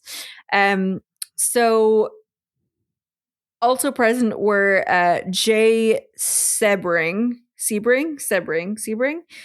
who was like a hairdresser, kind of an iconic hairstylist that you will see mentioned a lot, even today in like Vogue editorials and things like that. Abigail Folger, heiress to the coffee company, Folger's Coffee. Yeah. If you've been to the US, I can't wait to see you pronounce this next name. And her boyfriend Wojciech Frykowski. Fucking hell. You fucking Jesus Christ. Yeah. It's ice hockey players. It's definitely ice hockey players. So she's seen those names. Yeah. Wojciech Frykowski and Stephen Parent, who was the property's caretaker. So family members Tex Watson, Patricia Krenwinkel, and Linda Kasabian and Susan Atkins drove to the home. Nigel Mansell, yeah. I was going to say, I was like, I might think and he's that good at driving? My God. It would have been an easy getaway. Manson told them to do whatever Tex said. Linda remained in the car as a lookout. Tex first encountered Stephen Parent, who was shot in his car about to leave. So basically, he had popped in to do his fucking job and then was literally like, wouldn't have been in the way at all. And he was just like, yeah, fuck you. He was actually trying to sell someone a radio. He wasn't even there on working hours. He was there to sell. And as he was leaving, he was the one to push the button for the gate to let these in. So, it's crazy. So he shot him 4 times. And then Tex and the girls entered the house. A horrifying and brutal scene ensued. Jay Sebring was shot and killed. The victims were collectively stabbed 102 times and shot multiple times. Which, right, okay, you're dead. Like, they're dead. They're obviously fucking dead. Why do you keep fucking going? Like, this was like a whole frenzy. There is an answer to that, though, because while... like Tex's job when he was there. So Manson, like, first of all, they knew that Terry Melcher wasn't even there this time around. They just wanted, their whole thing was they wanted to kill some high profile people. That was it. Yeah. Like, they were like, fuck this. We need to, so whoever's in that house is rich enough, they're going to get butchered up. But Tex, who by the way was the highest a human being has ever been, is what Tex has been for the last few days, because essentially somebody on the ranch went out looking for plants that they were going to make into hallucinogenics. I don't know what the plant was. It wasn't Angel's trumpet. It was something else. But apparently you're not even supposed to be in the room when you're cooking this thing because the fumes will send you fucking crazy. Ayahuasca? It's not ayahuasca. It's something, again, it's something, I keep fucking forgetting stuff because this is just stuff I learned today. But he walked in while they were cooking this thing that you're not supposed to be in the room when you're cooking it because you're not supposed to inhale the fumes that are coming off it. And he picked it up like it was a fucking apple and just bit into it. And then apparently he was like, he was on like a trip for like 2 days. And when Manson came to him to talk about like going and doing this fucking starting what they were basically was going to be like a big fucking like let's start a war here or whatever it is. Like, he got Tex, and Tex is like, I'm not feeling too good. I don't know if I'm up for this. And he was like, you have to be up for this. You're the fucking number one guy. You're the guy that's going to do it. And he convinced Tex to do it. So Tex is out of his tits. The women are all on LSD as well. So they're all kind of fucked. But what Manson said to Tex before they leave, again, in his words, he didn't incite anything. He didn't tell him what to do, but he implied to Tex that everybody should be implicated. So when the victims were like on the ground, he was telling people, okay, you need to go over and stab that person now. So he was kind of dictating. He was like, everybody needs to get their hands dirty. So what had happened was the women who were like kind of reluctant to do anything at the start end up like stabbing these people like 20 times each because Tex is just screaming at them, you need to fucking do this. You need to do it. You need to do it. Yeah. So blood was everywhere. The word pig was written on the front door in Sharon Tate's blood, which, a little bit of a side note, not to derail too much, but this house then was later sold down the line a few times. But Reznor of Nine Inch Nails bought it and turned it into a recording studio, and he kept the door. So if you Google it, it's like Pig Records or something that he chose to call it. Wow. And then that's fucked up. Yeah, he just felt like really drawn. Yeah, just felt really drawn to this door. Then he later moved to New York, moved the studio to New York, brought the door with him. Yeah, and it's just called Pig. God damn it. So yeah, which is like, and he says that he's like, oh, I didn't do it to be like, apparently he had claimed that he didn't know anything about the Sharon Tate murders or anything like that. He was just like, I just really like this door. Yeah. I took the door off the house. I have sex with this door.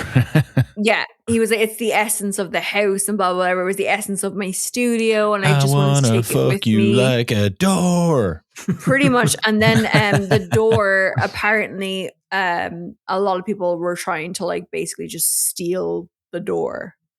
But we know how much like these kind of properties or like items get revered by guys like that. Like, Jimmy Page buying Aleister Crowley's place. Like that kind of stuff happens where it's like, oh, people who are involved with this kind of shitty stuff. Honestly, like my shit, like I have like paintings and stuff and stuff from people in prison, and it's like it is a morbid kind of it's not like a normal thing to be into, but like I guess like with the likes of like it's such, and again, I'm not trying to make an excuse or anything like that or like, you know, justify it, but it's such an iconic piece of history to own. Do you know what I mean? Because it's going to be talked about for fucking ever, like Charles Manson. It's the Hollywood murder house. Yeah, exactly. Yeah. And it's I can kind of see why you would want it in like you know, you're being at a murder scene, Dani. That's what we're getting at here. Yeah. She would fuck the door after, because she'd be like, "Ooh, this was the Charles Manson door. Number 1 reason to fuck it. There's blood on it. Number 2 reason to fuck it. Trenton Reznor, he fucked it. I gotta fuck it for that. Yeah. See." You know, just for Reznor. So anyway, Manson told him to do whatever Tech said. Linda remained in the car as a lookout. We'll get to her later. I think she came from money because she didn't serve any time for this, and she was basically treated as a star witness, and gave up everybody. Which whatever. So like the media jumped all over this like straight away. Yeah. Because I think like this she came was from money. I think she was like a rich girl that was rebelling, and then was just like, "Dad, help!" Like I followed a fucking serial killer. Yeah. Which again, anyway. So the media sensationalized the story as a possible satanic ritual, terrifying Hollywood. It is believed that Manson had the family members involved in these murders to prevent them from talking to police about the previous crimes, because they would already have all been what's the word? It's friend of the show, Compromat. Yes. So the very next night, another murder was planned. This time the targets were Leno and Rosemary LaBianca. They lived in a different section of LA. Leslie Van Houten went along to prove her loyalty to Charlie. So Charles, Leslie, Pat, Tex, Linda, and Susan crammed into the car. And now Charles is in Charlie Manson. I do have to so he was present according to everybody involved. Oh, he was the puppet master with all of this. Yeah. He did say that he wasn't. So he wasn't there at the Sharon Tate murders. But he claims to have not been there for the LaBianca murders. But every single member says that he was. He left for a burrito, apparently. Yes, while it was all happening. Which how dare he drag burrito into this? Yeah. So Charles went into the home first and tied up the LaBiancas and then left. Tex Watson killed the couple while the girls also stabbed and carved into their bodies. They were stabbed 67 times. The messages "death to pigs," "rise," and "helter skelter," which Tex, the fucking retard, spelt it wrong. So Not he Tex. spelt it. Big Patty did Really? that one. Yeah, she got Patty. The big Patty got the blame for that one. Like, like I thought it was Tex. Yeah, like it was written all over the ranch as well. Like where they were living, like they had helter skelter written everywhere. Healty. So the phrase that linked them to more than one murder scene, they had written all over the place that they had a cult-like commune. Is that what you're saying? Yeah. These fucking idiots. But they had plausible deniability because they had helter skelter written everywhere, but at this murder scene, it was helter skelter. It was skelter. Yeah. You just imagine, like, she writes it on the wall and Tex is like, "God damn it, Patty." You stupid bitch. So Helter Skelter, obviously, as we know, a reference to the Beatles song, which Manson believed predicted a race war. And they wanted investigators to make the connection to the Tate murders and then to the Gary Hinman murders, which is fucking Like in creating his evidence. mind, it made sense. No, but like creating evidence that links your crime scenes to each other, and you think is like, oh, but it'll never come back to me. Like, you're like fucking stupid, fucking tiny asshole. Yeah. So the reason then, as I kind of touched on earlier, Charlie can hold a fucking grudge. So the LaBiancas were targeted. They lived next door to Harold True, a friend to Charlie and the family who had let them move in for a time. The LaBiancas had previously called cops on them due to disturbances, like I guess like sound and whatever. Which forced Charlie and the family to move out. So he was like, fuck these guys. And he knew that they had money. So he was like, obvious fucking target, basically. So back at Spawn Ranch, a ranch hand named Donald Shorty Shea, who disliked the family, vanished. So he basically was like, oh, they're taking advantage of this poor fucking 80-year-old dude. Like he knew what was happening. I think this guy is who Brad Pitt is kind of loosely based on as well. Because he's an actual stuntman. So like I think this is kind of where the connection is made. That was my first thought as well. I was just kind of like, oh, like it's a lot of it is kind of like if you watch Once Upon a Time in Hollywood, it does seem to be like very kind of loosely based on certain people that aren't like at the forefront of the story, which again, didn't like the movie, but I like the concept of it. So, on August 16th, 1969, 2 members of the family were arrested on suspicion of auto theft. Charlie believed that Donald Shea had tipped off the police. Shea was never seen again. On the police radar, the group moved to Barker Ranch in Death Valley, a mining property cut off from the world. On October 12th, 1969, officers raided Barker Ranch and arrested 24 members. Again, fucking loads of people that I left big out. Numbers. Initially unaware of their involvement in the recent murders. Just imagine the cops being like, hey, do you see that phrase that's written on all these cars and on all the walls? What is that thing? Helter Skelter? I don't know. That's some hippie shit. Yeah. So the funny thing about this, right? So when Charles, before all the murders and stuff, Manson was trying to get the family to move out of Hollywood and into the desert.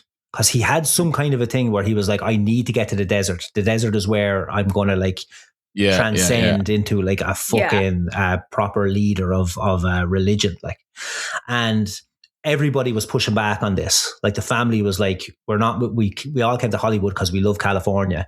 What has the desert got? And he was like, he used to do this kind of like, you're talking about there's no water in the desert. We wouldn't survive in the desert. Of course we're going to survive in the desert. There's water everywhere in the desert. It's just like the desert's a river that's upside down. There's water underneath. You just got to find the water that's underneath. He was like just talking in and out again, round in circles about getting them out. Yeah. And this is the one thing that they did not kind of like land on with him. They were like, there's no way.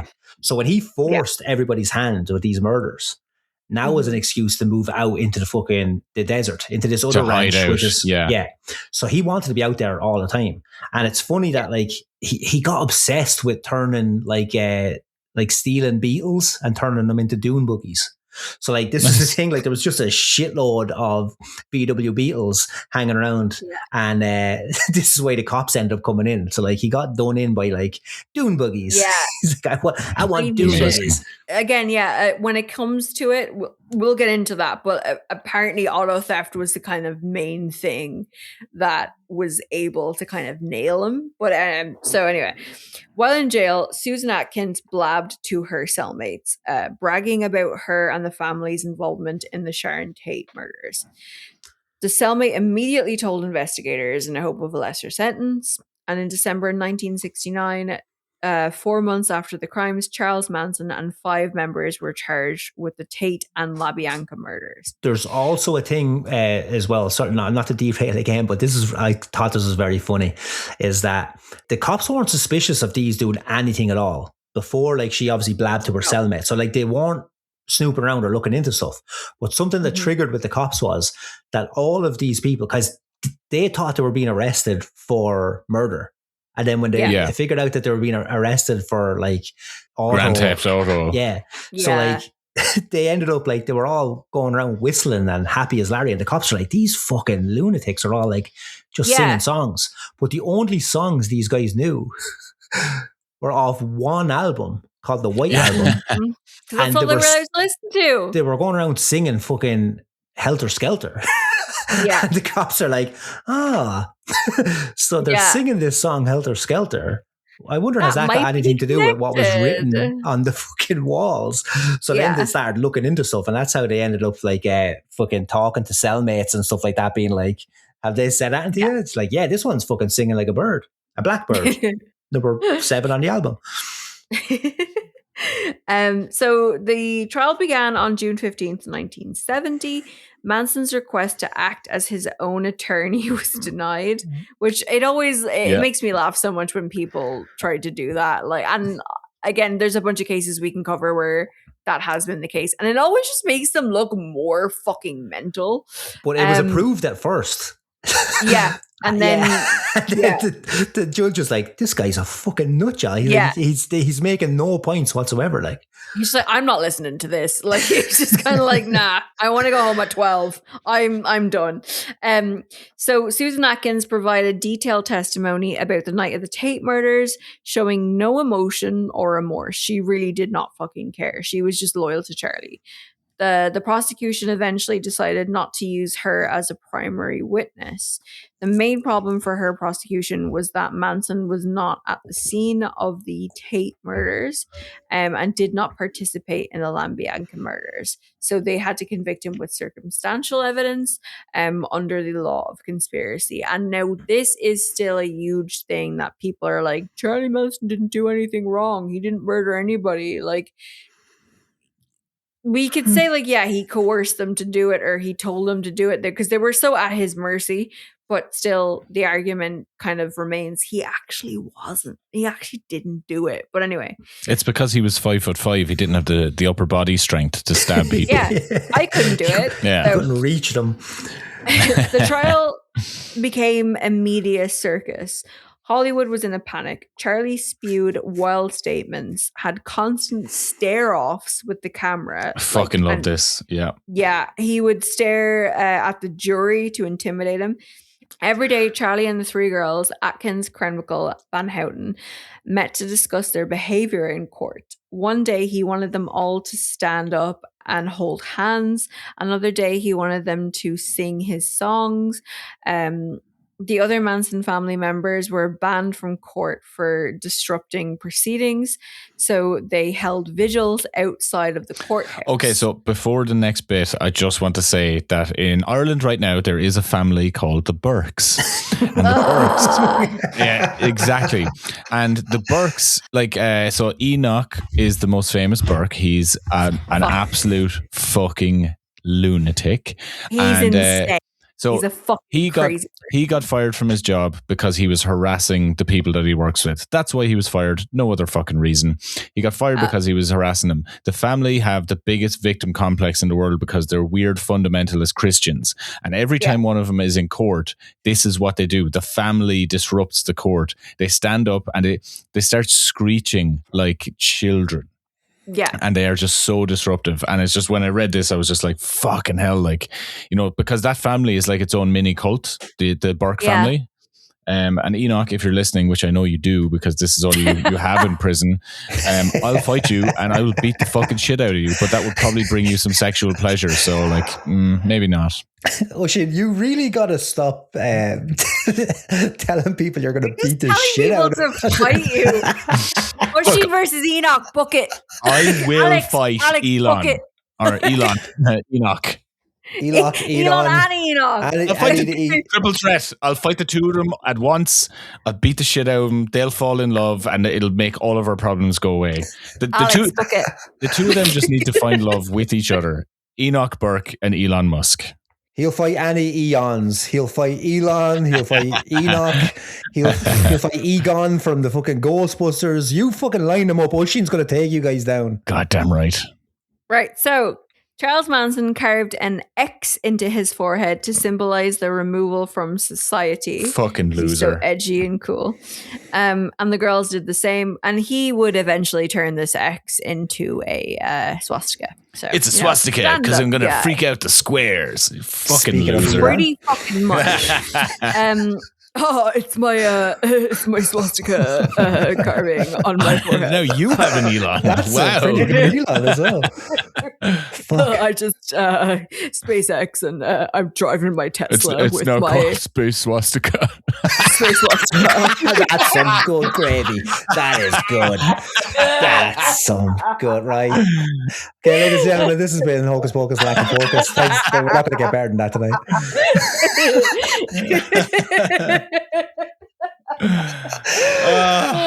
Very good. I'm raging with myself. my test swastika. Right, okay, where am I going with this? So prosecutor Vincent Bugliosi, I guess. Bugliosi. I wonder where he's from. Bugliosi presented the helter-skelter theory to the court. Bugliosi brought an assistant into the court with him. So, all right, he did say that this guy was his legal assistant, his legal aide. But this guy was actually taking notes to help him write a book on the case. Of course. Because you have to monetize it. He was a podcaster of his time. That's what it is. Essentially, yeah.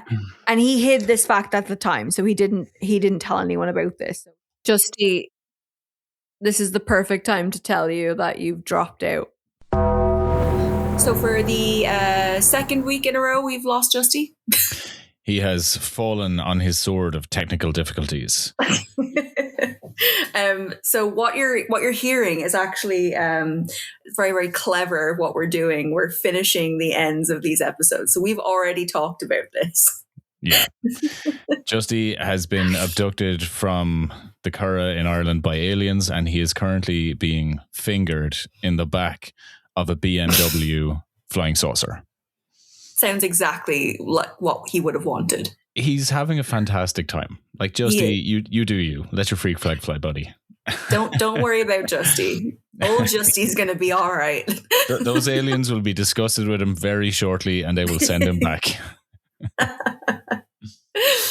Right. Okay, so prosecutor Vincent Bugliosi presented the helter-skelter theory to the court. Bugliosi brought an assistant into court with him who was taking notes to help him write a book on the case, a fact that he hid at this time. Like, that's such a podcaster move. I know. He's like, oh yeah, I'm just going to sneak in my friend. He doesn't have a recording device on him at all. Are you wearing a wire? So the helter-skelter story presented was that Charles Manson formed a cult of social outcasts. He believed the Beatles were predicting a race war through hidden messages in their songs. Yeah, sure. And brainwashed his followers into believing that they needed to initiate this war. Like, this is the thing. I'm very, like, Alex is gonna chew me out for this one, but the Beatles fucking suck. You're wrong there. The Beatles were fucking cool. No, I hate them. The Beatles were cool. There is a documentary about the Beatles. I think it's produced by Peter Jackson, and it shows like their rise and rise and rise. And the Beatles were cool as Peter fucking Jackson. hell. Yeah, it's called Lord of the Ringos. Hey! It was actually Ringo who wanted the race war. I would believe that, to be fair. I just Although don't think they're the same as us. He seems the most chill of all of them. Like, yeah, of course he was. He was just sitting there being the most basic drummer in the world, but the man was known as the human metronome. Like, he was like, the guy's timing was fucking impeccable. The Beatles were fucking cool. Like, wash your mouth out with soap. I like some of their songs, but other than that, I'm like, I don't know. Like, Sgt. Pepper's Lonely Hearts Club Band was groundbreaking for the fucking time. Like, groundbreaking. The White Album was groundbreaking. Like, they were phenomenal. They were like, it can't be like overstated the impact that they had on popular music, like from when they started creating it up until modern day. Like, the impact is endless. I don't know. I liked Yellow Submarine.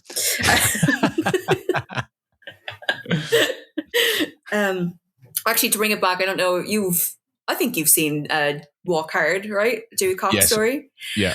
Well, we talk about it on every fucking episode. We're the Beatles. But it's I love how it goes through like all the different styles of music over the years. Yeah. And then when it gets into that point of him just losing his fucking mind on acid and making the weirdest fucking album. Yeah. Is just so well done. Like get the sitar just like absolutely like it was like, oh yeah, I went to India and now I'm like the white version of an Indian musician. In the studio and everything. Yeah. Fucking fantastic. Right, okay. He ordered them to kill high-profile white people and frame black people by leaving clues referencing the Beatles at crime scenes. The theory stated that they would then hide in the desert, and after the race war, Charlie would emerge as the leader of the Black Army to rebuild the world. It just like absolutely boggles the mind that this guy thought that he was gonna, like, this white guy he was gonna come out at the end of this and he's like, I'm gonna lead black people. Like, where did he fucking get this idea from, apart from like just copious amount of drugs? I mean, pretty much. He was going to be the white savior. He was going to be the ultimate white savior. And that was how he saw himself in all of this. It is absolutely spectacular. Yeah. I mean, like, I think as well, the thing is, he was good looking. He was a good looking dude, right? And that's I think he was. He was also 5'5". Like, you know, he's like, this is the thing. He was like a little weird guy with beady eyes and he had like a weird, like scruffy hair and scruffy beard. And he was like, hey, you kids want to do some drugs in the desert? And it's like, is that really? But again, that guy thought that like black people would look at him and go, yeah, he's our guy. He's tiny little angry man. This little weird twitchy bastard is going to be our savior. Like, I mean, yeah, if he was taller, I would probably get it. Like, I don't think that. Taller. Yeah, I don't think. I think he'd be more charismatic. I think so, but like the thing is, right? I don't think. I'm giving myself a lot of credit here. Okay, here we go. I don't think that I'm dumb enough to fall into a cult, but I am nosy enough that I would be like, where are we going? Hey, and what are we going to do there? What are you guys doing? Why are you all wearing the same thing? We all wear white? Is that what we're doing? Hey, what are you drinking there? Yeah, legit. And you would see. You have a lot of guns. Why do you have a lot of guns? Waco. Waco, that sounds pretty cool. Where's that? Yeah, just it would be just naively falling into it because you're just like, oh, this sounds like it could be nice. Yeah, but like, if you go to fucking Paradise in Jonestown, like, it's hot, nice Paradise sun. Is a stretch. But like, you know, like, it's a compound in the jungle. I mean, I live in Cardiff. It's like anything's got to be better. Do you know what I mean? Cardiff is a funny city because like you're in the city centre and you just see like all of these people wandering around who look like they've just gotten out of prison, and then you realise that one of the main buildings in central Cardiff is in fact a prison. I can see into the prison yard from my window. Is that like porn for you? No, you can't see any like people. You can see them like milling around and stabbing each other. So you're just like, yeah, no. I'm like boring, but like for fucking ages I had like when I first moved in, I was at the other side of the building, and then I moved up a floor and like I'm at the front of the building where the prison is. And the glamour. I know, but for fucking like, to be fair, I can see the prison and England. So it's not. I know. I can literally see the Severn Bridge. Well, like, Bristol's right across the way. Everywhere I look is England, and I actually live near a prison as well. I live near Pentonville Prison, which has a proud history of Irish Republican prisoners in it. Love that. So you know, technically, it's an Irish prison. That's how I justify it to myself. Yeah, just keep telling yourself that. Part of home. Part of home. Come on. I kept hearing, right, and I was actually going mental because I could not fucking find out what it was for the life of me, but I kept hearing like bagpipes randomly, and I was like in my group chat with the girls, And one of the girls like lives here. And I was like fucking bagpipes. And then she was like, I don't think there's anything on. Stevie Wonder is in town. I was like, oh yes, known bagpipe player, Stevie Wonder. It's like, that's where we get it. But it was like bagpipes and drums. And I was like, well, it's summer, so it's not St. Patrick's Day. I mean, like Stevie Wonder could make bagpipes funky.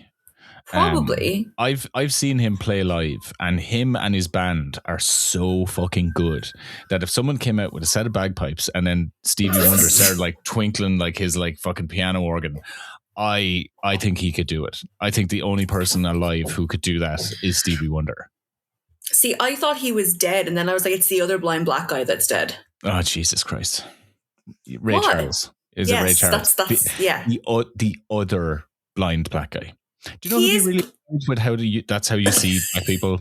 Charles Manson, savior of black people. Maybe I would fit in a cult.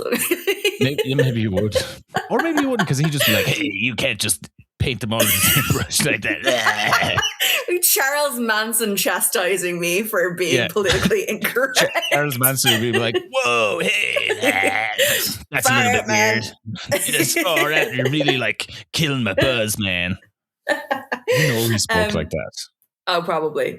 But yeah, the bagpipes and stuff, I found out that it's actually when prison officers die. Dies?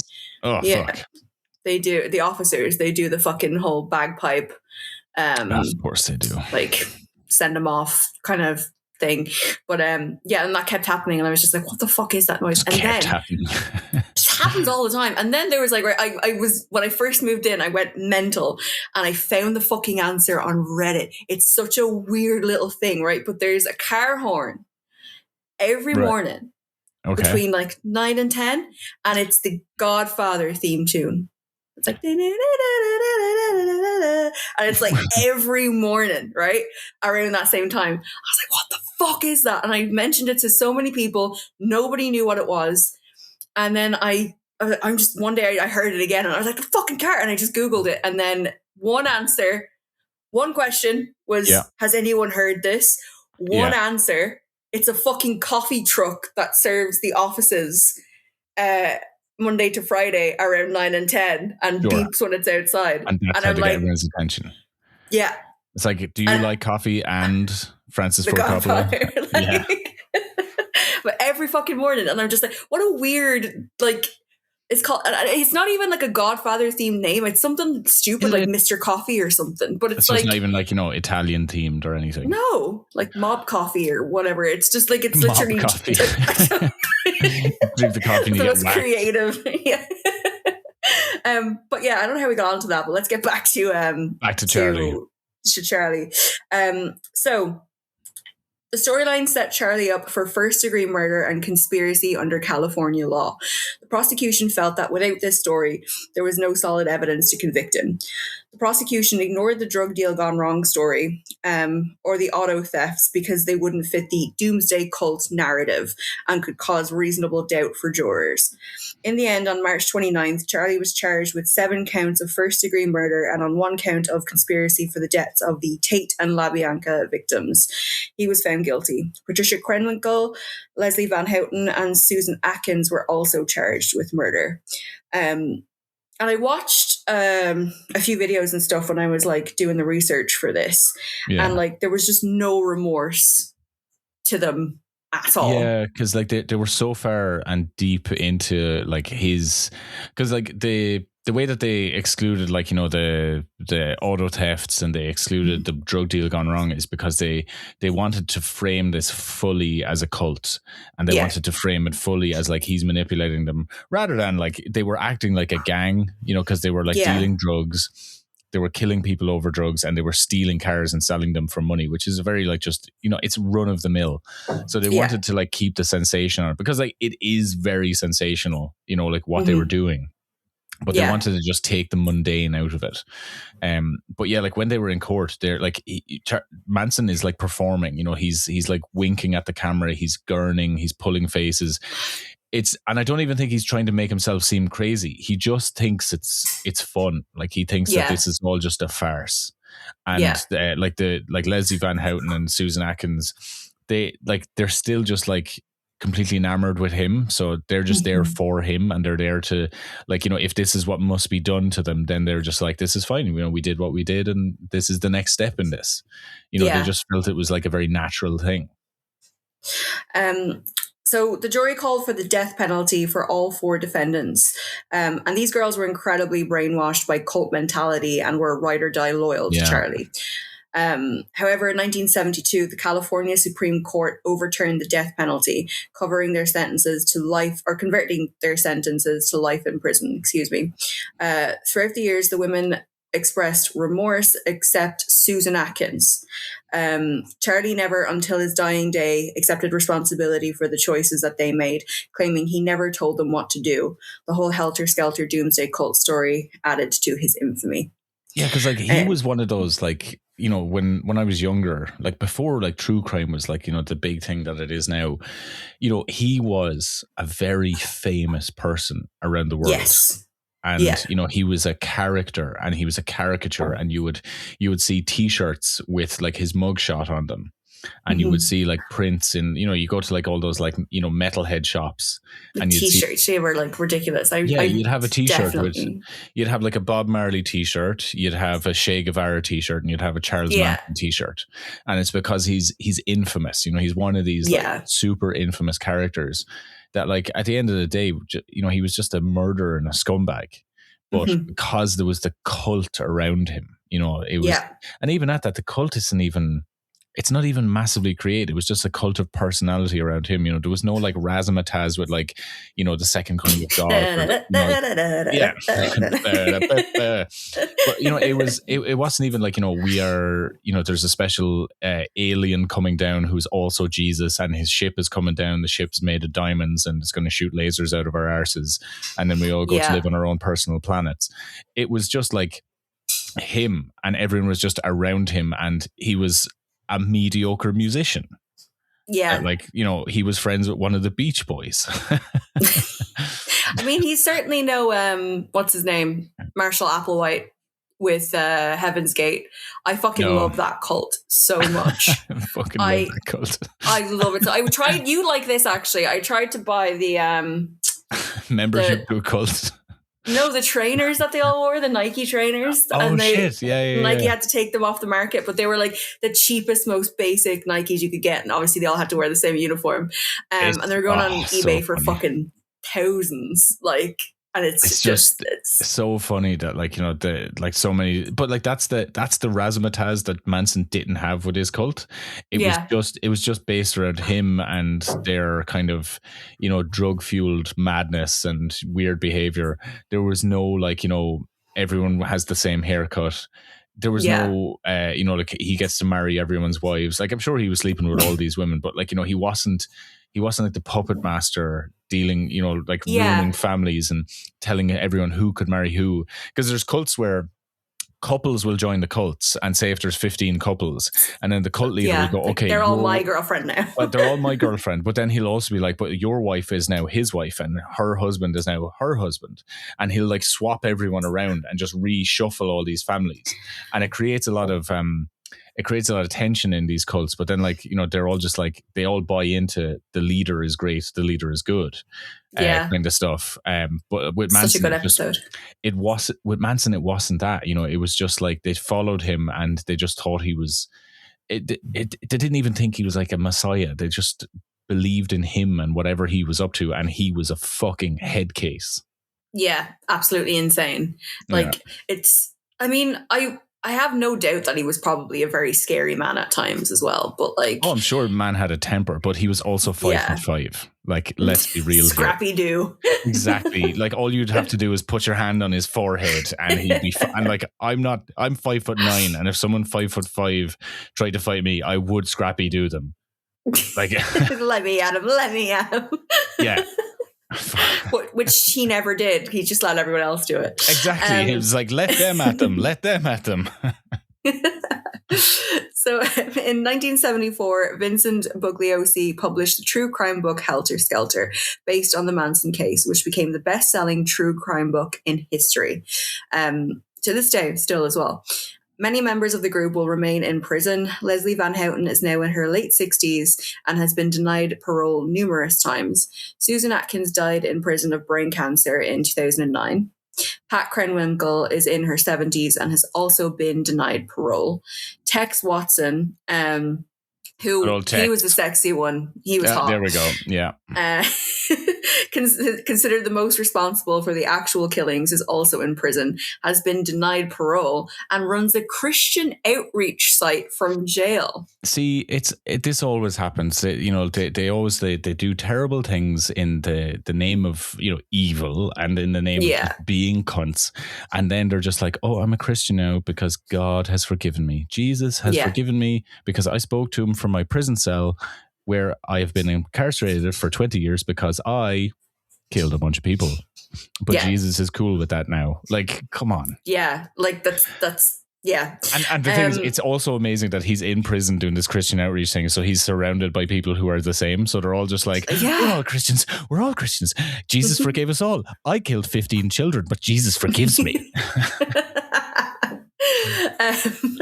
So Linda Kasabian was present as a lookout the night of the Tate murders, but was charged with nothing because she was a star witness for the prosecution.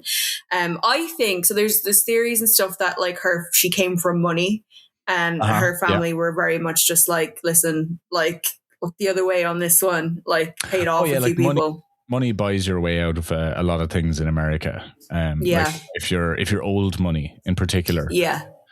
Also, is that where the band Kasabian got their name? Like, I've never thought about that. Yeah, it's like how Franz Ferdinand are named after the person whose death arguably started World War One. But to be fair, I would start World War One over "Take Me Out" because it was such a good song. Like, I get why they did it. And the Archduke Franz Ferdinand was taken out, to be fair. I love the you've seen that meme of the dog. It's like the golden retriever, and he's in his cape and his crown and stuff, and it's just like outbreak of World War One. Everyone's like fucking fighting for political power. There's like famine, people are dying, and it's like Archduke Franz Ferdinand, and he's just being dragged along on his carpet. It's just like, yes, I love it. I think dogs like depicting historical characters is always great. You just dress them up in little outfits, and all of a sudden, like, atrocities in the past are kind of cute. Yeah. So Linda then, she would change her name and she disappeared. So nobody's heard or seen Linda. Anything. Yeah. Bobby Beausoleil is still in prison.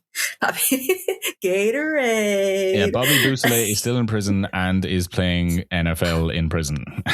Yeah, he's the hot one. He's hot as well. Bobby Beausoleil was. See, just all of these men, you're just like, oh, they've killed someone. They're so hot. Are they single? Problematic. I can fix him. Steve Grogan, charged with the murder of Donald Shea, was granted parole after 15 years after telling authorities where the body was located. So that's the ranch hand. Yeah. Yeah. So Charles Manson remained behind bars until he died in prison on November 19th, 2017 at the age of 83. He got to live such a long fucking life. Like, I know.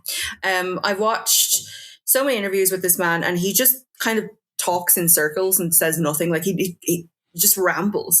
He wasn't a god or a Jesus figure, but he was just an odd man abandoned by his parents who wanted validation and was filled with hate. That's the story of Charles Manson. That's the thing that like gets me about him, that like when you watch the interviews with him and he's doing that thing where he's talking in circles and he's deliberately saying bullshit, and he's deliberately just saying things that like just trace back to the last thing he said. And he's not trying to like paint a picture where like there's a bigger conspiracy going on with him, because you think like with all the interviews he was granted over the years that maybe he would have said something that made sense, but he always just saw it as an opportunity to just fuck with people. Yeah. He never saw it as an opportunity of like, oh, do you know what? I'm actually going to tell you what I was up to that time. He'll just ramble, go around in circles, and for him it was just a joke. All of it was funny, and the fact that like he became a celebrity, he loved the attention. Oh yeah, absolutely. He loved the attention, but then he would just fuck with the people who paid attention to him. You know, like there's countless books about him, there's countless podcasts, and there's movies, there's TV shows. And I feel like in the movies and TV shows, they try to like have this like underlying kind of maniacal, you know, kind of almost calm energy to him. And I just think that's what people are trying to project onto him. I think that he was just completely bananas. And because he was like a bit charismatic in his early days, people just latched onto that. And with, you know, in the 1960s and 70s, when like, you know, in America during like, you know, flower power era, and the cult of celebrity was becoming a very big thing via like Hollywood and music. And then he came in at that time. And so people kind of latched onto him because they were like, he's a big character. You know, like it wasn't that like, you know, this is a lunatic who murdered a bunch of people or, you know, inspired people to kill a load of people. People were just like, look at him. He has crazy hair. He has a silly beard. He has a swastika on his head. He talks in circles. He's nonsense. And he does all this quirky stuff when he's on camera. And people were drawn to the celebrity of it. And he became a celebrity and, you know, was a celebrity in prison until his dying day. And then like, you know, when he died, it was like this big fucking thing. It was like, fuck, Charles Manson is dead. You know, and there was other like serial killers before him, and there's been many after, but I think like he's one of those people in America where it was like, okay, you know, people were interested in what he did because the news needed more content. Newspapers needed more content. And, you know, there was always a story about him. There was always like a human interest piece about, you know, like you'd have news stations who'd be like, up after the break, we'll have someone who was in the Manson cult and then got out before things got weird. And, you know, it was always just regurgitated into the zeitgeist. Like he was always relevant. Yeah. Did I talk about Star Manson? Did that get cut off? I'm not sure. That was like his wife when he was Yeah, so he like basically married one of his like fangirls, to which he had many, many fangirls, which I'm sure. Yeah. Like I think that even I wouldn't kind of be of that, like, although I do. Have you seen those like your love letters to prisoners go unanswered? Have you? Yeah.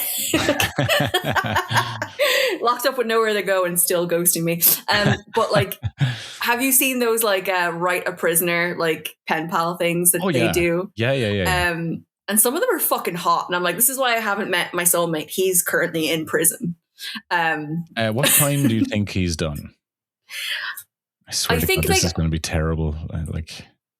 No, like I think that the only people who are allowed to like have those that like privilege is like smaller, like carrying a gun or like Grand Theft Auto or something, like intention to kill but didn't follow through on it. Yeah, and like, you're like, nice I can guys. fix that. I can fix that. I can deal with that. Like that's fine. It's like, he was too dumb to pay tax and now he's doing 4 years for tax evasion. Oh yeah. I mean, that's fine for me. Like, I'm not going to fucking date somebody who has to declare that he lives there, you know what I mean, to every neighbor. Like, I'm not going to date one of those.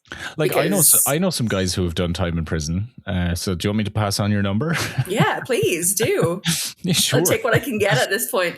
They're also incredibly racist, by the way. Just so you're like, is that a deal breaker? Because it should be, Dani. Okay, Ringo. How racist are we talking? Ringo Starr racist. I'm just saying they shouldn't have the right to vote. Back of the bus. You can't sit here. Alex, how are our Scouse accents? Are they absolutely horrendous and offensive? We do it. We are the Beatles, the 4 Beatles from Liverpool. But yeah, so Star Manson, basically, she was visiting him for like conjugal visits and stuff, like anytime she was allowed to. But she would always bring her brother with her, which again is weird. It's just to bring your brother to be like, you wait here, I'm going to go fuck this man in the fucking trailer out back. How old was she when she got involved with him? 20s. And how old was he? Okay, 20s. And he was? into his 70s, it would have been. Of course. Yeah. Like if you had said any like closer, I would have been like bullshit. Like yeah. So yeah, she was in her 20s. The most acute daddy issues known to man that can be seen from space, and she brings her brother. Her brother, yeah. So basically, her excuse, I think, was like she couldn't drive and he was driving her. So like she was too young to drive. Yeah, probably. Not 25, I can't rent my car yet. But she essentially like basically like Charlie started to get like suspicious of this brother. Like, why is he's just fucking there all the time? And like he just didn't like the guy. Hey man, are you a pop? Yeah, like you're a narc. And then for whatever reason, I think she had to like she went to the bathroom or whatever. She left the cell and the two of them were alone together, essentially. Did Charles Manson fuck her brother? Please. No, he literally got him up against the wall with a shank and threatened him and got it out of him that he was actually her boyfriend. And so the plan was basically she was going to marry Matt. And I love this. We love a fucking girl boss. We love a businesswoman, right? This is girl bossing. Okay, sure. Yeah. This is girl bossing. She was going to marry Manson. Sure. So then when he died, his body would be released to her. Sure. And she was going to tour it around the world. Like fucking, like one of those Catholic saints that makes different stops in different churches. Like Vladimir Lenin, how he is embalmed and on display in a glass case in Moscow. Essentially, yeah, but it was going to be Charles like Manson and Lenin in the same company. It was essentially going to be like one of those carny, like step right up, see the like, body of Charles Manson. That is such a crackhead idea. But that is such a crackhead idea. It's like, just like, and then we're going to take his body and we'll bring him to Kentucky. It's like, and we'll bring him to London. I'm sick of working in this strip club, Clarence. My feet are hurting. I'm tired of this, Grandpa. That's just too damn bad. So like when she was in there, like was she like having like conjugal visits with him? So like was her boyfriend being like, okay, you're gonna fuck him, but like, out but as soon as he dies, profit. Yeah. Step one, fuck Charles Manson. Step two, I don't know. Step three, profit. I think that was the plan. Yeah. He was a cook for Chuck, but like the mind, like the like, how do you come up with that? Crack cocaine. Like, I mean, the parts of America where crack cocaine is incredibly common. That's where those ideas come from. Like, I'm like Google her because I think she was a stripper. I think. Like she's gonna be they always are. It's gonna be like a really sad story where she's like a stripper who she's dead now or something, and she's probably dead now. Yeah, she probably like tried to marry some other a serial killer or spree killer. Like she probably, do you know what? I bet she found Kyle Rittenhouse. Oh, she was hot though. Oh, I'm sure.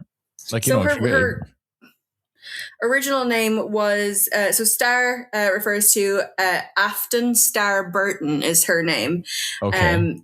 Who famously became engaged to convicted cult leader Charles Manson in 2014. She was 26 and he was 80. Like, Jesus Christ. Yeah. This is definitely, like, I didn't know you when you were in your 20s, but I'm fairly sure that you were doing this in your 20s and you just don't want to admit to it. Yeah. She's like, right. So I'll read. It's like the little overview of her on Google. So Burton first learned about Manson at age 16 and eventually moved to Corcoran, California to be near the prison where he was incarcerated. And Manson was the one who gave her the nickname Star. I'm sure it was like, you're my star. And she's like, oh, sure, Charlie. Yeah. In November 2014, they obtained a marriage license. At the time, Burton stated she wanted to marry him to gain next of kin rights to advocate for a new trial, while Manson reportedly viewed the wedding as a publicity stunt. The marriage never took place. Reports surfaced alleging that Burton and an associate intended to preserve Manson's body upon his death and put it on public display as a tourist attraction, which caused the wedding to be cancelled. Oh yeah, because I'm sure the prison, as soon as they were just like, why is this 26-year-old piece of ass coming in here to talk to this old crazy bastard? And then Manson, just loving the attention, is like, yeah, it's for, we're gonna get so much press. Like she, Rolling Stone covered it as well, which is really funny. I'm gonna send you the picture of her. I want to get your blind reaction because she is fit. Right. Let's see. I'm putting it in the group chat. Like, our group chat is so incriminating. We're just sharing pictures of women who married cult leaders. Like, what the fuck are we doing? Oh, she's a lot more like wholesome looking than I was expecting. She looks very Christian. She's like girl next door, you know. Yeah. Like, I was expecting trashy 1980s horror. And I say that non-judgmentally. I say that like as a genre that is a lot of fun, you know. But yeah, I do love that genre. She does, yeah, exactly. You know, like but she looks like Anne Hathaway's cousin. Cousin Hathaway. She looks like Cousin Hathaway. But I don't know. There's something to be said for it. Yeah. Okay, Dani, on that note, let's bring this home for Charles Manson. You can do this one. I did the last one. Okay, so that has been Charles Manson. I have been Justy. She has been Oisin. I have been Dani. And thank you for listening to us for a spell. Oh shit, we forgot this episode was produced by Alex Quinn. Oh, I did. I totally forgot to give Alex his props. So Alex Quinn is our producer. He is our editor. He is our magic man. He is the man behind the scenes pulling the strings. He is our Wizard of Oz. He is our Scouse Wizard of Oz. And he is going to be so mad at us for our Scouse accents in this. So until we do it every episode. He's fine. He knows.